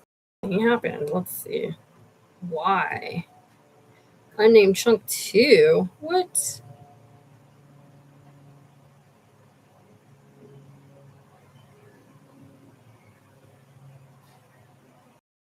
What is it talking about? I should be able to read that in fine. Series not found. I forgot about that. Data. It's supposed to be data. Okay, Control S save. All right, let's knit it again. That's why R Markdown's great because it keeps track of everything. As long as you know what you're doing, and if you're doing everything right, you can just go back and correct it because it'll tell you where you went wrong, what you need to do, instead of like having to look through a line of code that looks like this in the history. Oh, see, that was fast. I mean, I guess that's exploratory data analysis. We're not really doing any charting with it, though. Definitely exploring it. We're analyzing it too.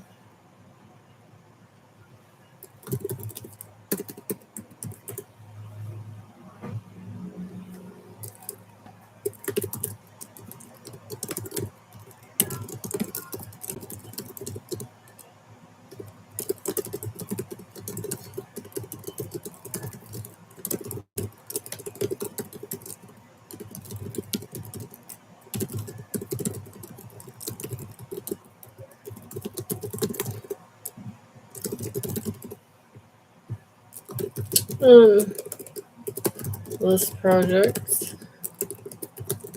We analyze GSE 29. What is this? 3840.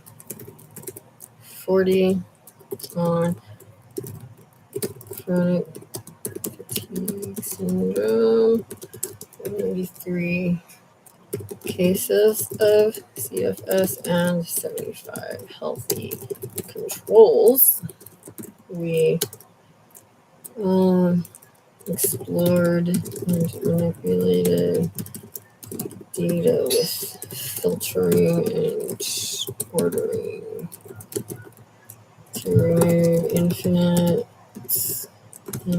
ends and keep only manifold change values above 0 to find top gene in CFS.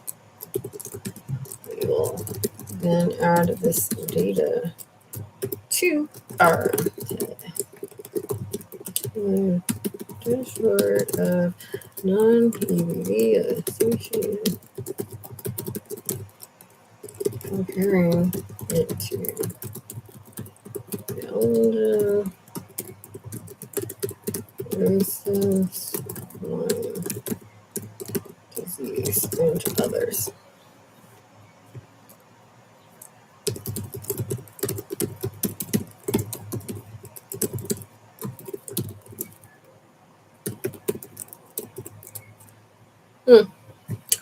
All right, and then I'll go ahead and share this.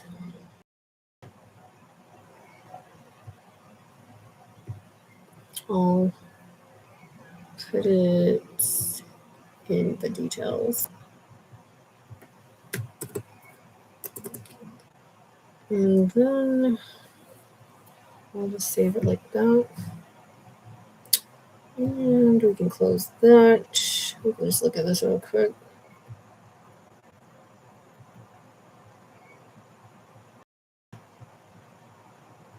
The links. Open in a new tab.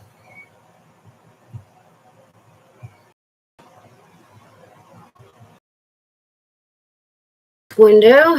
We've been on here for 5 minutes.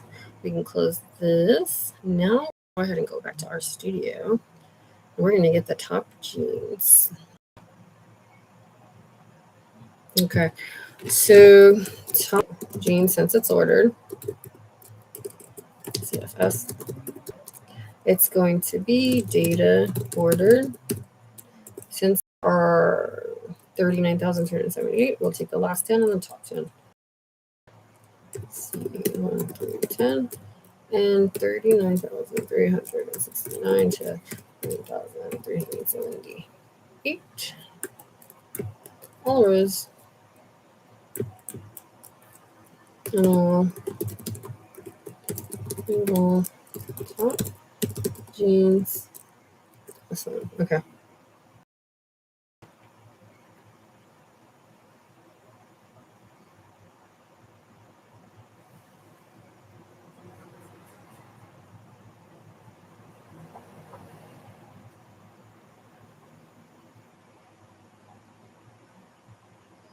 We're just scrolling all the way to the back. Okay, so looks like those are the top up-regulated or stimulated. Here are the top down-regulated or inhibited genes in CSF compared to healthy. Male matrix. These genes. All right, so we're working with top gene CFS. We want the gene name, and then we want all the samples. Okay, so we want, let's get the column names.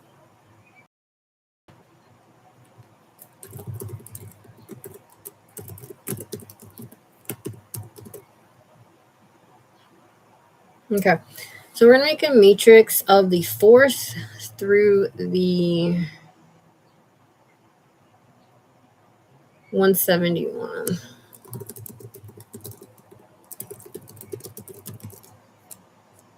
say for column 4 through 71 for these samples.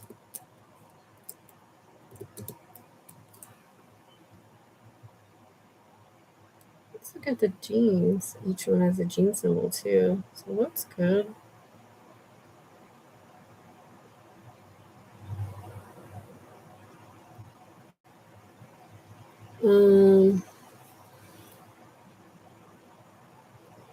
And we already have the class 1. Let's look at the class 1 again. These are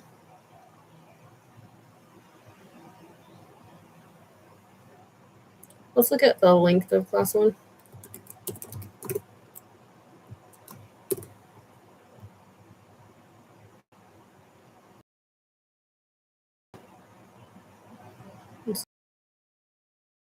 Well, class 1.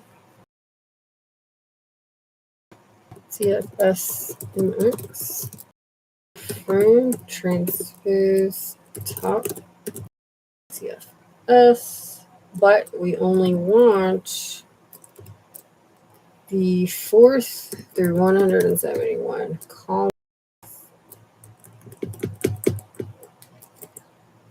column names CFS MX. That's going to be top gene CFS by gene name. And then MX by class as dot vector class 1.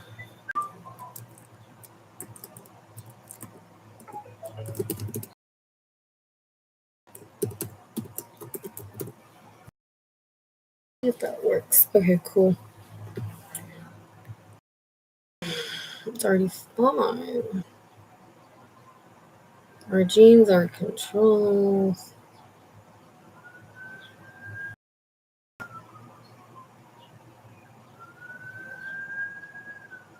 And then let's go to the control case. Okay, cool. Looks good. Tap.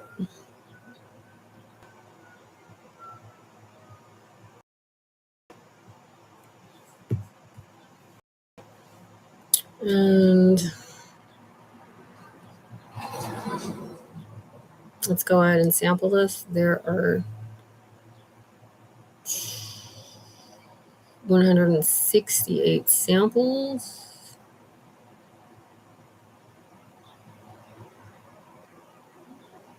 One hundred and 68 samples right here.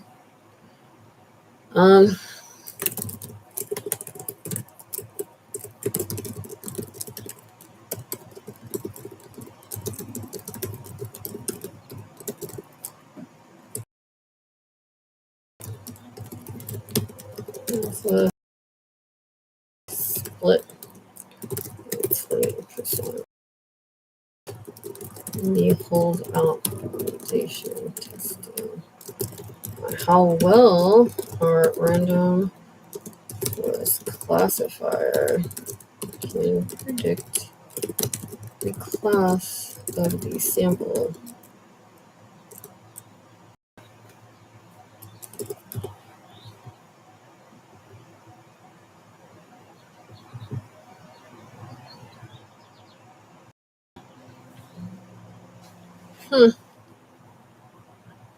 All right. We know what controls are and we know what case are, but we also could have called the class the header by labels as well. No, the headers by class, because that one would have been better. Go ahead and do that. Just rerun that code.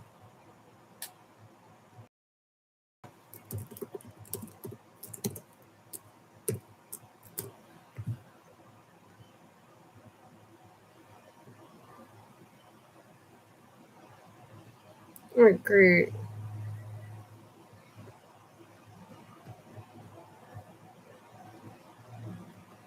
All right, now let's run the rest of the code. Oh, that was it. Okay. So we're going to set seed, set.seed. Let's do 567. Okay, in train, your training set, and it's going to be a sample. 8 samples, 0.8 times 160. Training set, be CFS MX in train. Testing is CFS MX negative in. Table of by class. Let's look at that. All right, there's 74 CFS and 60 healthy. And then the table of testing by class. There are 19 CFS and 15 healthy. Oh, that cute word. Oh, you can't see it. It's so cute. Looks like a little yellow parakeet hybrid. I don't know if birds normally birdwatch. It's not the typical bird I see around here.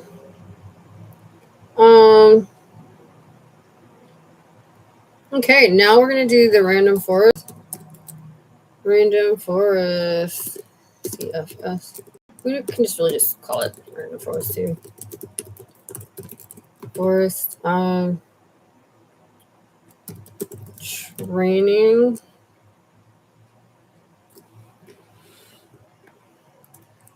One to 20. Training by class and try equals. There's 20 genes, so third of that is about 7. In tree, let's do 5,000 trees. Confusion equals true. Importance equals true. And then we're going to go ahead and do random forest by confusion. Oops, we don't have on random forest underscores S by confusion. It actually was not that good. Okay. The training model didn't really do very well with CFS at, I would say, like a 54% accuracy and healthy as 32% accuracy. Not ideal, but the current clinical gold standard, there aren't to detect CFS. Let's see how well these genes predict the validation set. Sometimes I do better. I'm not sure. I mean, it seems like a pretty good model, but I don't know. I mean, stuff happens. Okay. Prediction CFS predicts RF CFS testing set results data.frame predicted equals predictions. Yeah. S actual equals testing by class. Let's look at the results.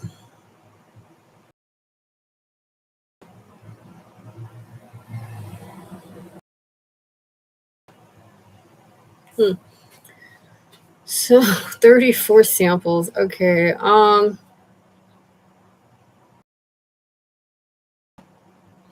Let's look at how many.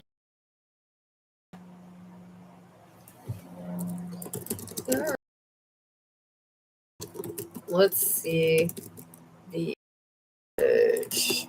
correct results. Correct CFS results by predicted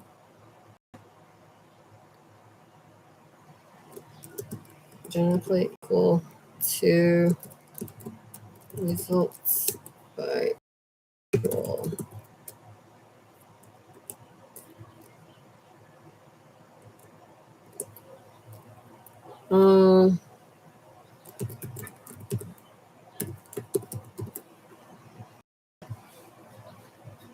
Okay, so let's just do the sum by predicted results by actual divided by length of results. You choose for that. 70 genes scored 73.5% accuracy in the prediction test set.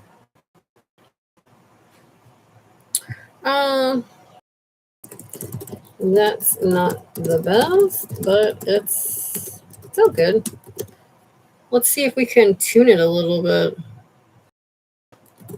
Let's tune it a little bit and see if better.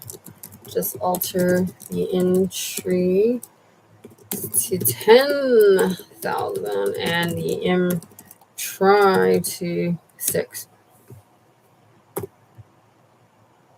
And we'll just copy that.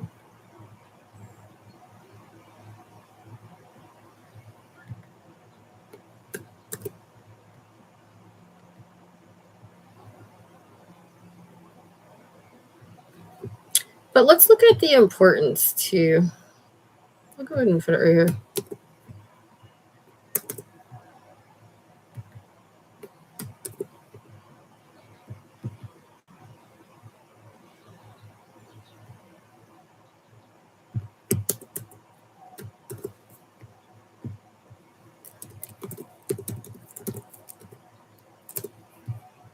Hopefully it doesn't ruin it for me because sometimes it does.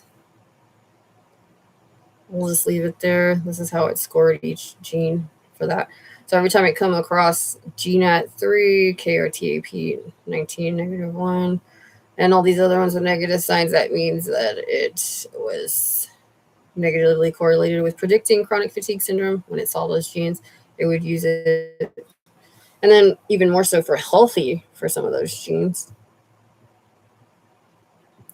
And then if you look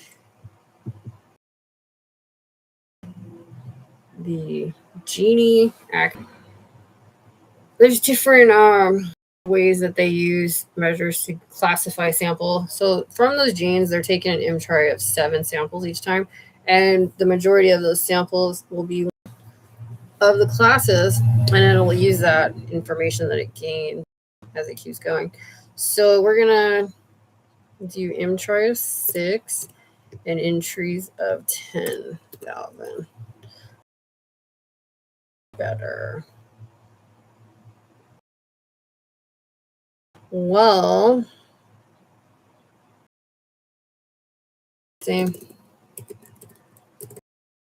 And tuning parameters seems to be just about the same. Okay. Now let's try it with the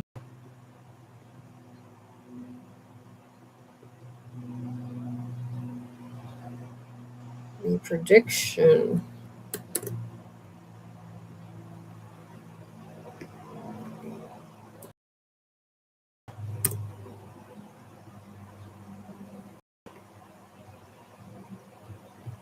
Okay.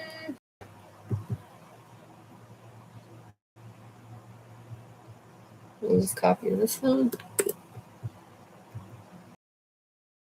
73.5%. Oh, the same accuracy prediction. So, using full change values, these are somewhat good genes in predicting a sample as CFS or healthy. We will still add these genes to our pathology database. We will do that at another time. Okay, cool. So that was it. We're going to knit it again and just republish it. We've been here for 2.5 hours almost. We'll also be adding this to Tableau, but not right now.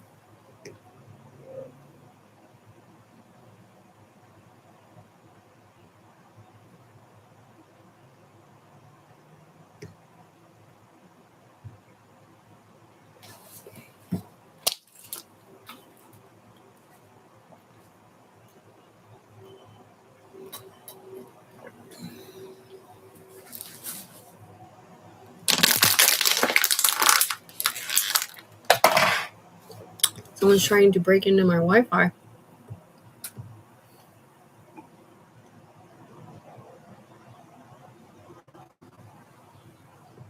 Or it could just be YouTube.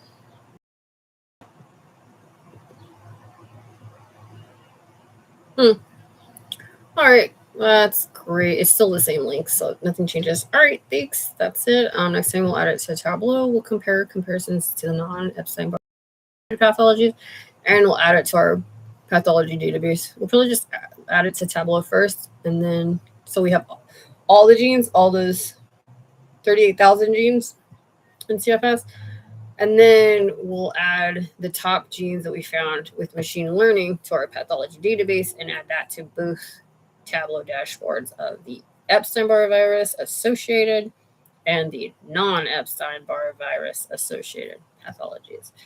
All right, cool. Thanks so much. Have a great rest of your Memorial Day weekend.